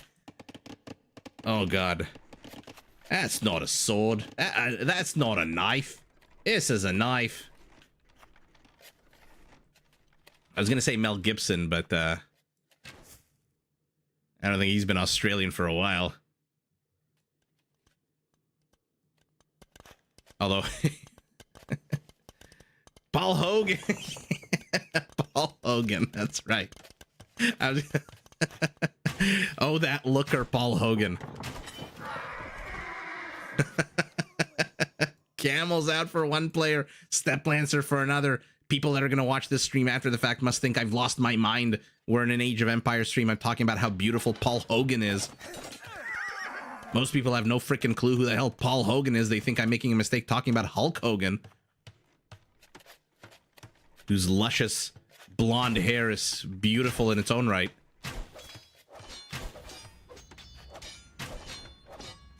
Mr. Anderson, thank you so much.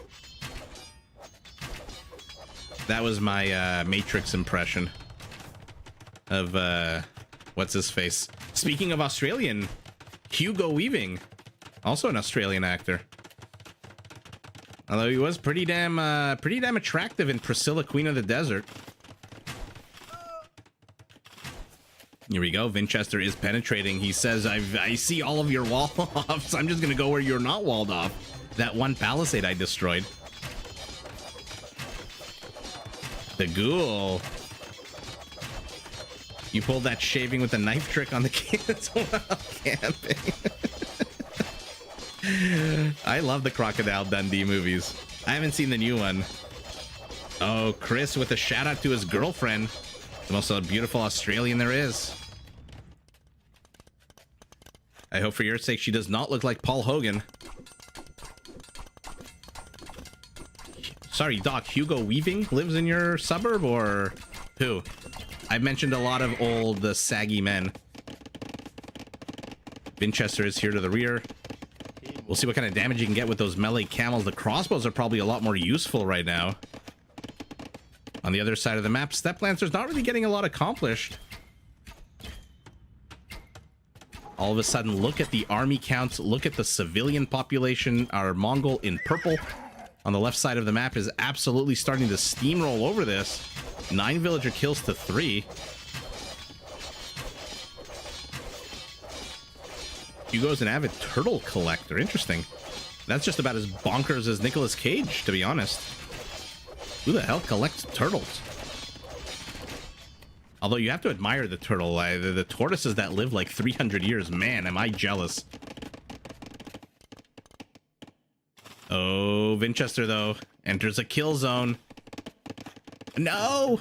Oh, it looked like he was about to get walled into that kill zone, but no, he manages to penetrate into the north. He's here to the south as well, taking down infrastructure with those camels. Where's ACCM's army?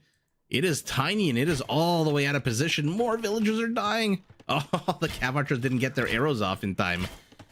What does Nicolas Cage not do? He buys haunted mansions in Europe, he collects dinosaur skulls, and he walks around Las Vegas in his robe, getting hammered and playing roulette, which should be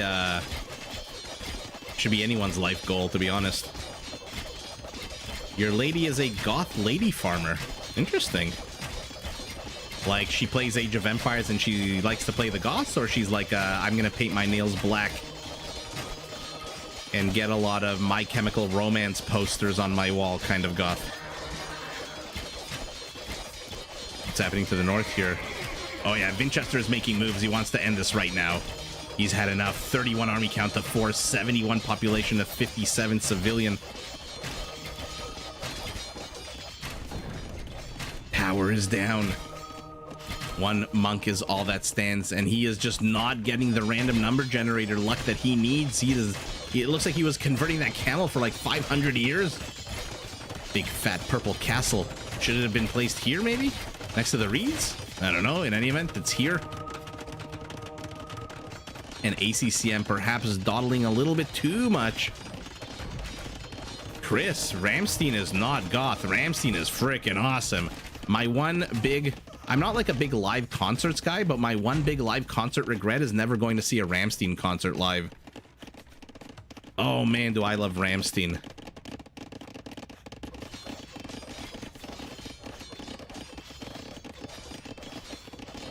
Oh, Doc also used to be emo. Man, can you imagine seeing Fire Fry live in concert with all their pyrotechnics? He dresses like a Victorian goth. I can't say that I know what a Victorian goth looks like. I thought Vinchester was going to enter into the minimum range of the Scorpion for a second, but no, he just wants to get the hell out of here. He loses his army here. ACCM expands to the south, but there's already another contingent of purple army here. Mangadai, Mangadai! Yeah, baby. Not a lot of siege out of orange, but what little siege there is about to die. Rammstein Buch dich? No, Sonne is the best song ever from Rammstein.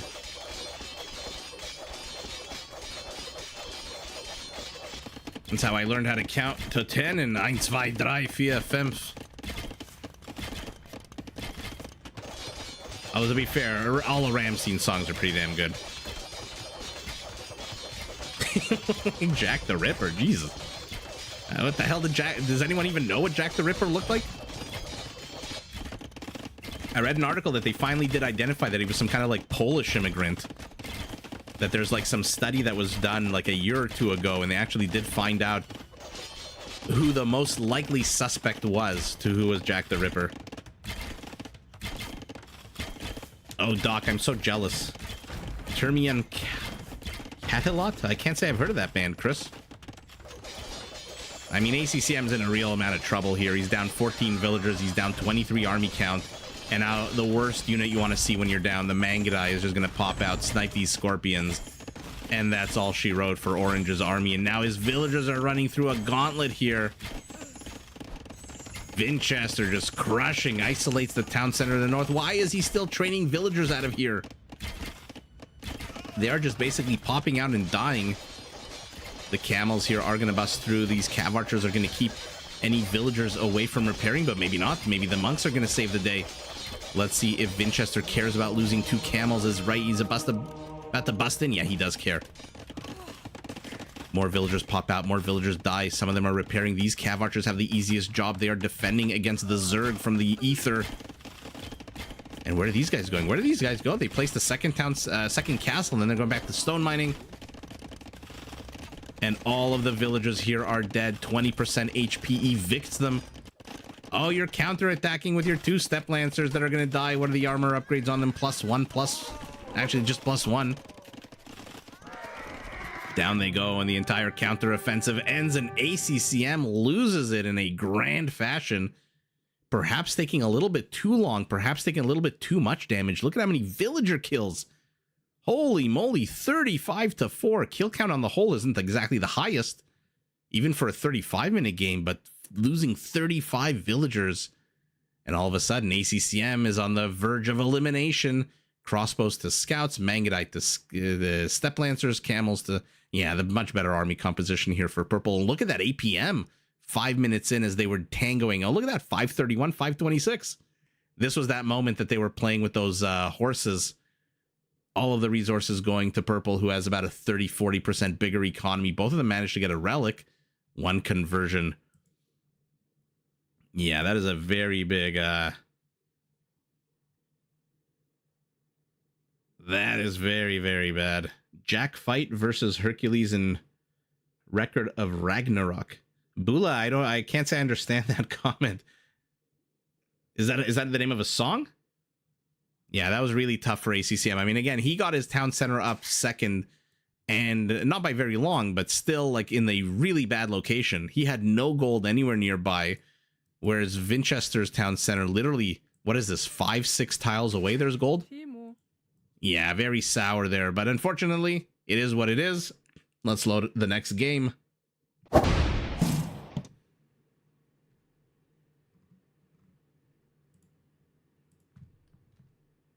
All right, bear with me for 1 second as I change the player's colors. And let's go right to it.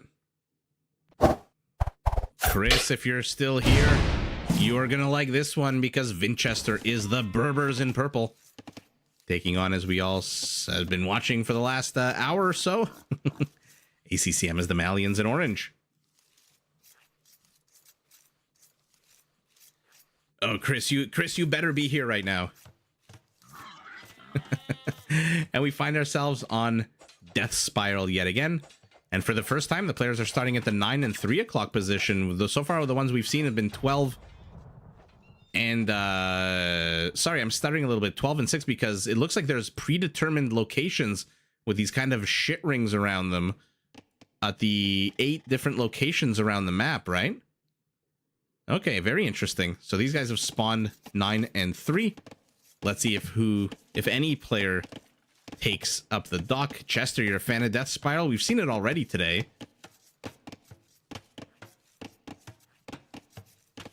And let's see. Camels that regenerate HP. Camels that come with a +5 attack. Let's see camels, and there's Bessie the cow. Yeah, you are. Oh, Chris, you're killing us.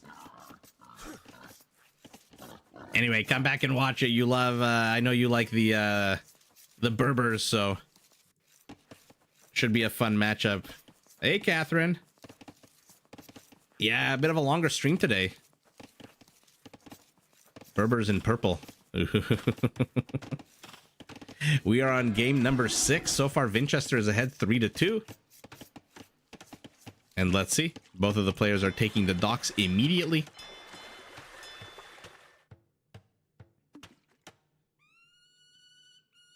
Yeah, exactly. YouTube will save it. Look at this dirty water. Ugh. What is this? First we had that weird mired map that looked like a toilet overspilled into the center of the map. Now there's this dirty... Was this on the other map before? This sewage water?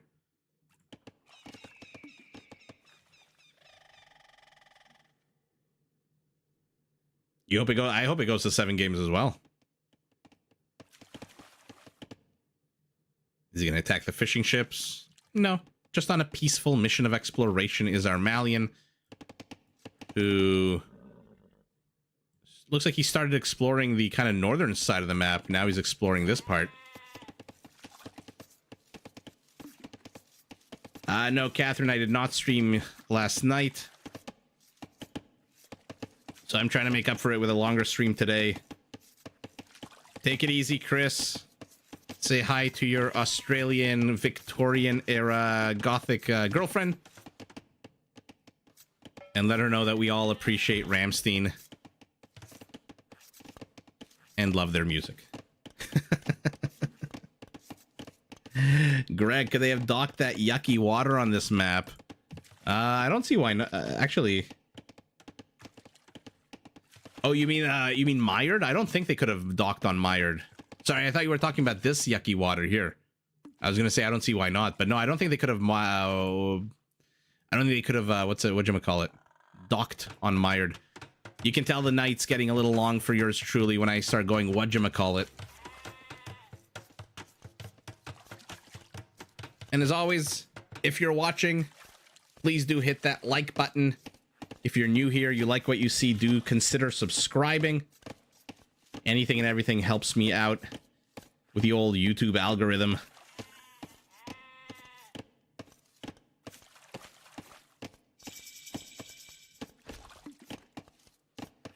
And let me just catch up to the chat as my thing froze again. Yeah, I wanted to live stream yesterday. Unfortunately, I was up all night the night before with the crying baby, and I just didn't have the energy. But today's a different day, a new day. Pretty little autumnal trees and birch. Are all these birch? No, this can't be. No, this is a pine. Okay. You learn a lot about forestry and wildlife and all the kinds of various nonsense in this game. Yeah, I like the Hidden Cup concept. Somebody should introduce gambling for the Hidden Cup. It's like the perfect prime format for gambling in Age of Empires. By the way, first kill going to ACCM as he kills a villager. So he is now ahead 1 villager.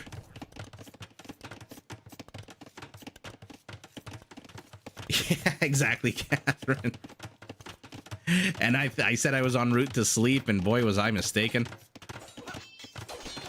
Oh, wait, that might be a different day. That may be the day right before that day. I don't... All the time means nothing anymore.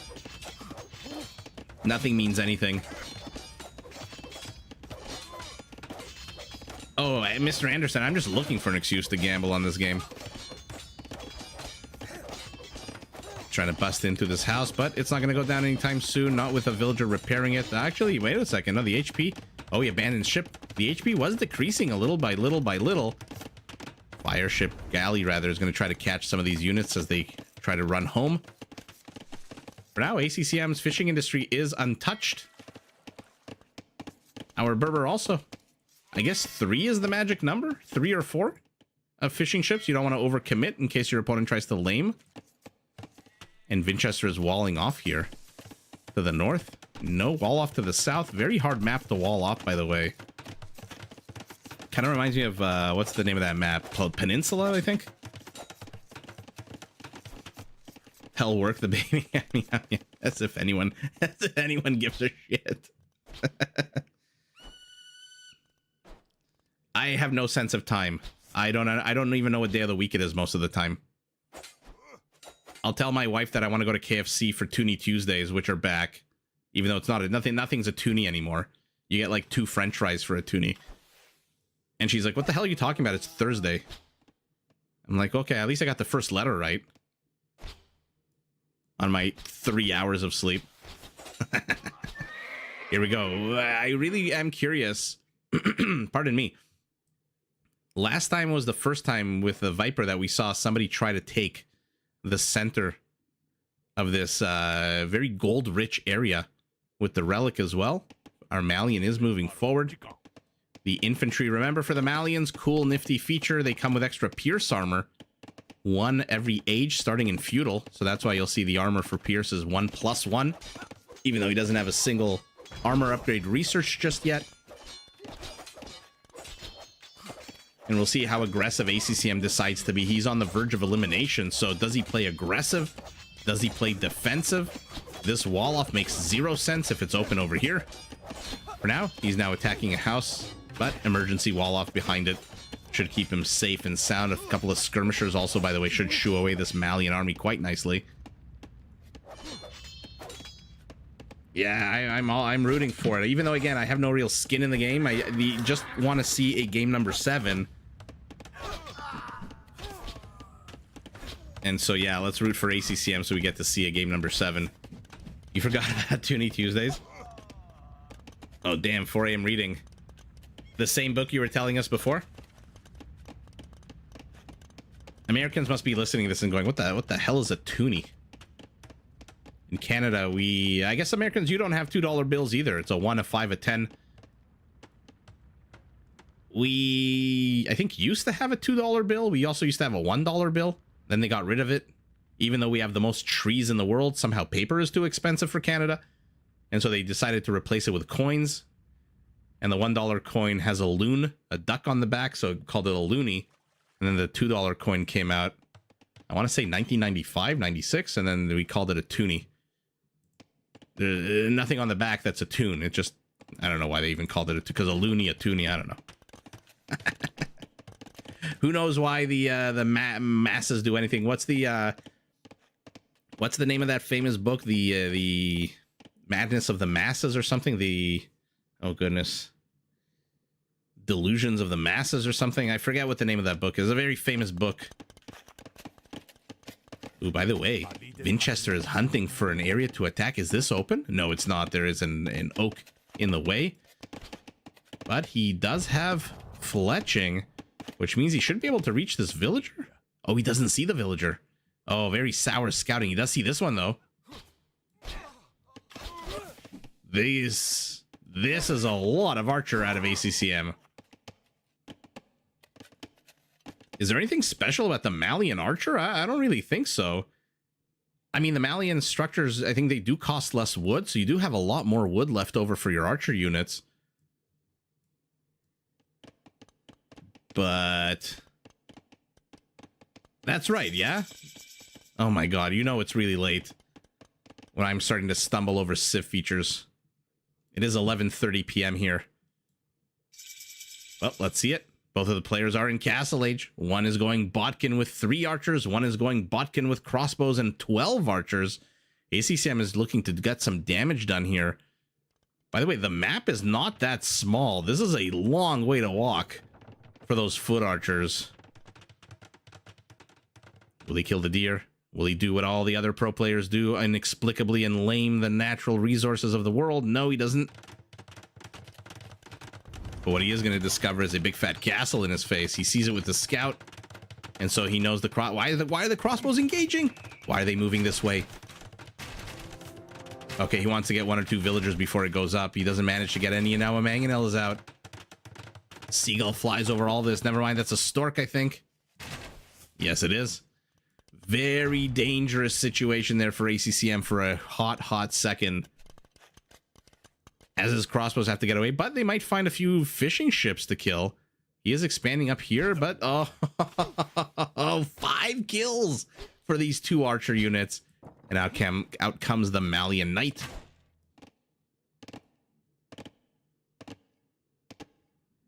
And I think my chat is frozen again. I also have a few $1 and $2 bills left over. I keep them in like a book, like a stamp collection. Whatever they're worth. Yeah, he would have been able to tell me.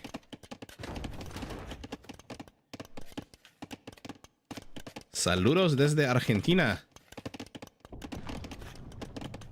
Gracias.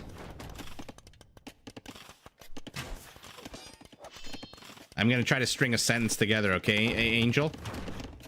Es bueno que tú me dije que tú quieres mi shorts. It's good to hear. I hope I said that right. I have not spoken Spanish in like, oh man, 20 years. A few dollar bills. Yeah, I would imagine so. Try doing that today. They will send you back to the US. I wonder if it is legal tender, if it's still acceptable. Okay, the Malian is trying to maneuver around these Camel Archer Mangonel combo. Oh, but he does get the Mangonel, which means the Camel Archers might be in a bit of trouble. Also looks like these Knights got a bunch of villager kills. It looks like the Malian town center is up. ACCM here is ahead 17 villagers and 5 army count. He also has 3 town centers to the 2 of his opponents. We might be seeing a game number 7.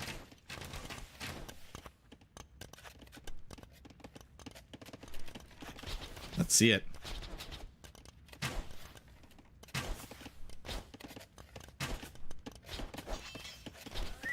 I tried the other day, by the way.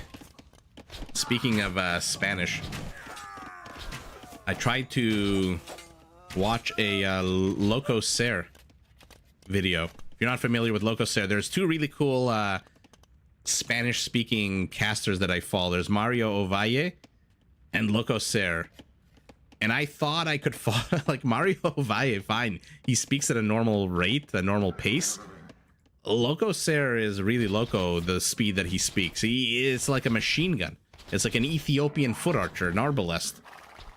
I couldn't understand a single thing he was saying. Even though, again, like, the language isn't that complicated in terms of Age of Empires. Like, arbalest is arbalest, knight is knight, caballero. $1,000 bill is crazy. What are you, Mr. Burns? Remember that whole episode where they went to Cuba with their $1 million bill and they meet Fidel Castro and the can I look at the bill? And then he looks at it and he goes, what $1 million? He just steals it. ACCM, his army lead is gone. He's still ahead, 24 villagers, and now another town center. So he's going around the clock like that oldies song, Rock Around the Clock. And he is just placing town centers in the locations where the starting positions are. But a camel Remember, they do come with bonus attack against other camels. It's not exactly the highest, +5. And he gets shoot away. Villagers go back. More army is streaming forward. Thumb ring for our Berber, who is going heavy on the camel archers. Somewhere out there, Chris is smiling, and he doesn't really know why. He feels it in the universe that there are purple camel archers out. Oh my goodness! What's the currency in Poland? The zloty? Well, that's what inflation does. You have $1 million, like the Turkish lira, right?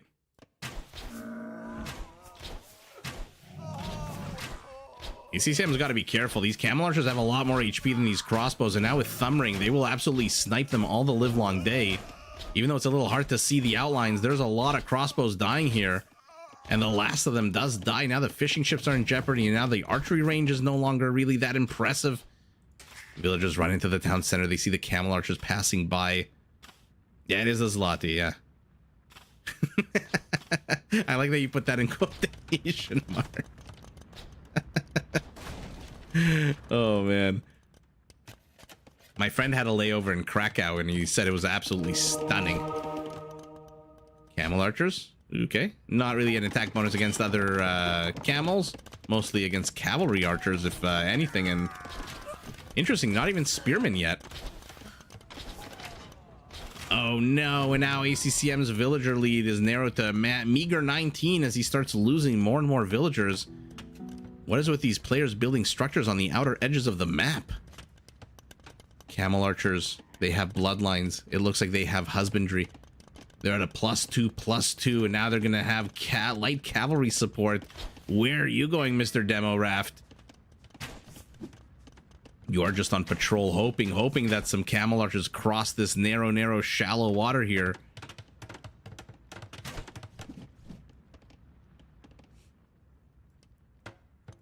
Let's see what these camels can accomplish.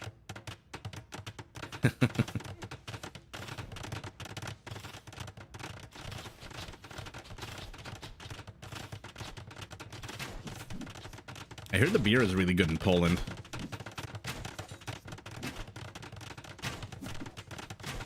Let's see it. Camel archers are insufficient quantity. Their kill count must be pretty decent at the moment. 27 kills for these 14 units. Demo Raft kind of just hanging out, hoping, again, praying that somebody is silly enough to engage into it. One camel archer just kind of keeping an eye with its good range, its good line of sight, rather. I like that ACCM has started mixing in skirmishers to try to zone out these camel archers. Oh man, can you imagine? Vinchester just starts placing one castle for each one of these town centers, these expansions. And here we go. Vinchester is claiming Center Island, where I guess this is the only place you can really build inside this square. No, it looks like you can go a little bit further south or a little bit further south. What, east? Oh no, oh no, oh no. Did he cancel it? I didn't notice if he canceled it or forgot it destroyed by the camel archers.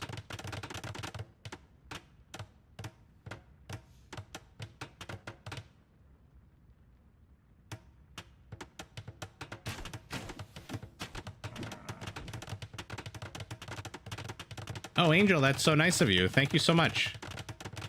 Gracias. I'm glad you enjoy. I'm also hoping one day to improve my Spanish. I am little by little trying to improve it and maybe cast a game in Spanish.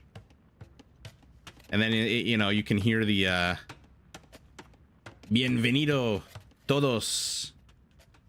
What would it be? En otro juego de Age of Empires. Un otro profesional juego? How do you say hi, Elo game? I'll figure that out.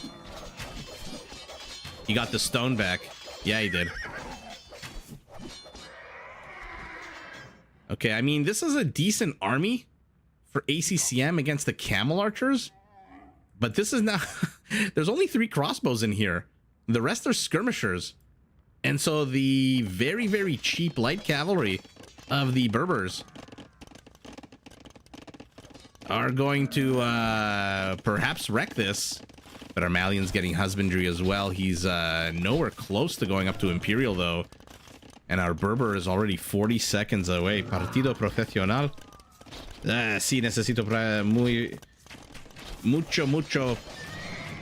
Oh my god, I'm not even going to try anymore. Sorry. Hace 20 años que no hablo español. Para mí es muy difícil ahora. So I'm just going to speak in English. But Angel, thank you so much. I'm glad somebody recommended the shorts, and my way of casting is to your liking. I'm glad to hear all of it. And I appreciate your coming onto the live stream and chatting with us. Another town center for ACCM. He's now ahead. Holy shit. 31 villagers and 10 army count. Center Island, Center Marsh, Center Lake is though under attack here by the castle, which with the camel archers inside is firing about a bazillion arrows. I mean, look at the HP. How much every time?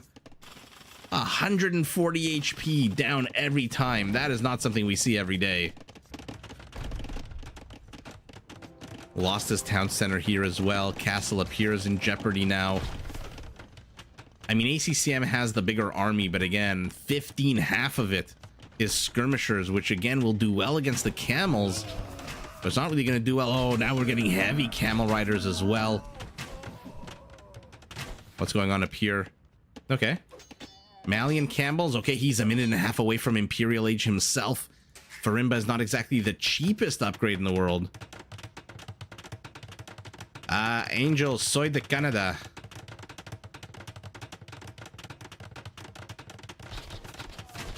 De una ciudad que se llama Toronto.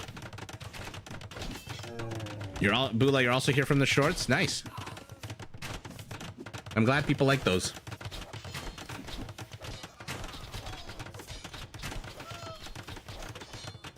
Oh, ¿qué es un seguidor? No sé esta palabra. Or is it no conoces? No conozco esta palabra. Zeka says to go to Brazil. True story. I was going to go to Brazil. I was going to go to a surfing camp in Brazil. Oh, Seguidor is a follower. Right.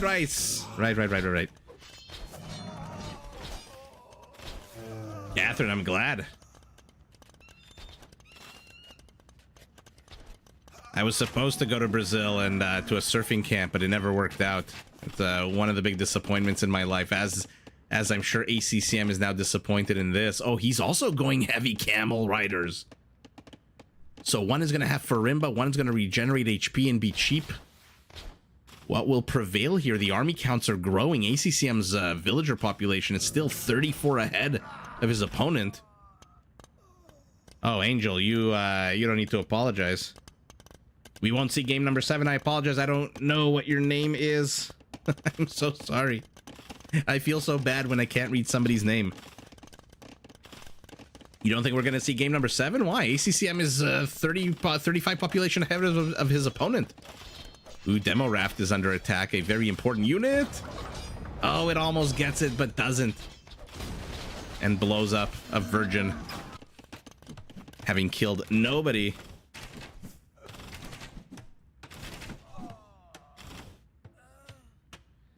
Ooh, Dagul, honestly, funny phrasing, first of all. It's got to be the Malian camel that beats him out, right? I mean, with Farimba. ACCM is Baroque. Doesn't have anything, and he's engaging. Here we go. He's on the low ground. But both players have the exact same upgrades, shitty as they are. And ACCM engages before iron casting. He looks like he lost a whole bunch more than his opponent. I wonder why Vinchester didn't engage his camel archers in there as well. There's still 12 of them. Another battle here south of the lake. Again, why is Vinchester not using these camel archers? And now he's going after the villager count, not the most important, since ACCM still has 27 more villagers than his opponent. Vinchester might be doing his enemy a favor here. What the hell is this? Traffic jam. Wow, that is about as sour as you can get there for ACCM. for Vinchester as well. But why, again, why is he not using his camel archers?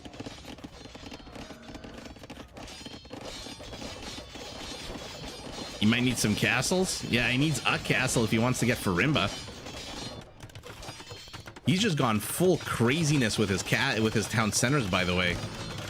So many have fallen, but he still has so many. Speaking of so many, look at the line of Berber castles in a nice little diamond shape here in the center, and there's one to the back, and 1, 2, 3 town centers for him as well.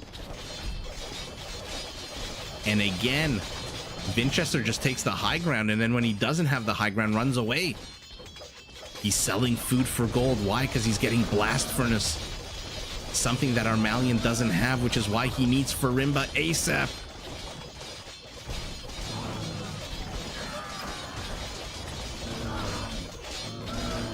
But his castle's under attack. Only 1 Treb, though. With 400 stone, he can repair it all the live long day. And purple massacre to the south, orange massacre to the north. And now purple, he's going to lose his camel archers, and he's going to lose his Treb. Uh-oh. Oh my goodness, what the hell is this?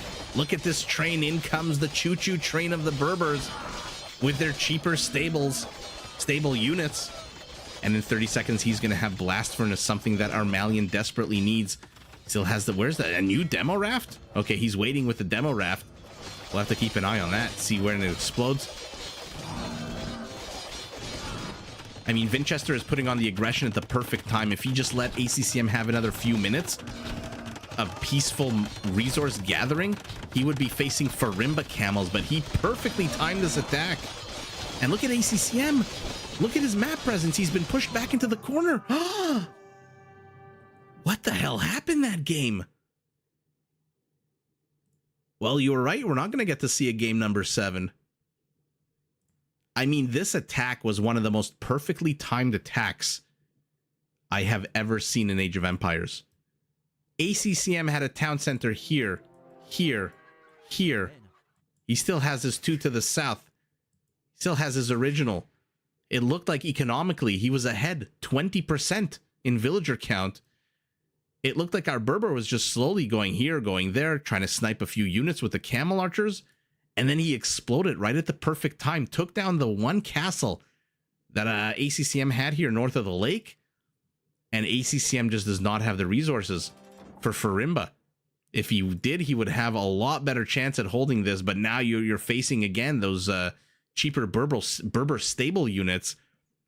And unlike the Magyars, whose light cavalry units are cheaper, no, anything that comes out of a Berber stable is cheaper right now.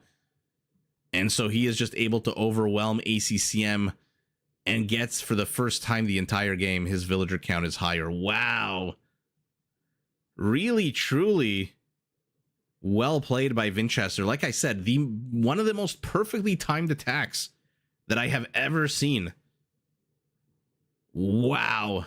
78 camel state. Again, in theory, ACCM, if he had Farimba, look, for the most part of the battles between these 2 top tier units here, they were on the same upgrades. It's only recently that Vinchester got blast furnace, but 53 camel archers to 43 crossbows, more HP, better unit, more mobility, 23 skirmishers adding a little bit of DPS.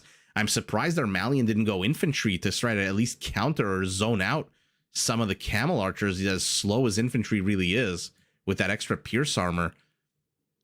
Wood count identical, food count identical, gold count identical, and stone count 1 extra castle for our Berbers. Look at the resources. Nobody got any relics. They're identical. What are the scores like at the end of the day? No, not okay. The scores are nowhere near identical. Let me catch up on the chat. Wow. ACCM really is fun to watch. And Vinchester really has been practicing. Wow, that was just absolutely epic. No conversions. I don't think we saw a single monk out. 13 raisings to 1. 80 villager kills to 13, and he only ends up down 20. That shows you how many more villagers Armalian had the whole time, and he's got half the kills of his opponent. So like I said, just the absolute perfectly timed attack by Vinchester. And ACCM just did not have the time, the resources to get the 1 technology that might have saved him in a camel versus camel battle, Farimba. And wow, it really is a shame we didn't get to see game number 7. But everyone, woo, thank you so much for joining on these two epic, one blowout, one a bit tougher. And yeah, on your way out, if you haven't already, please hit that like button. If you haven't subscribed, you like what you see, please do consider subscribing. And I think that's going to be it for me tonight, because I am about to fall asleep. I know you guys don't have to thank me for the stream. I need to thank you for watching. I appreciate it. For all those who are going to work or coming from work or to or from school, everyone have a fantastic night. Thank you for joining, for commenting. If you're new, drop us a good night, a GG, and hopefully join us for tomorrow even more.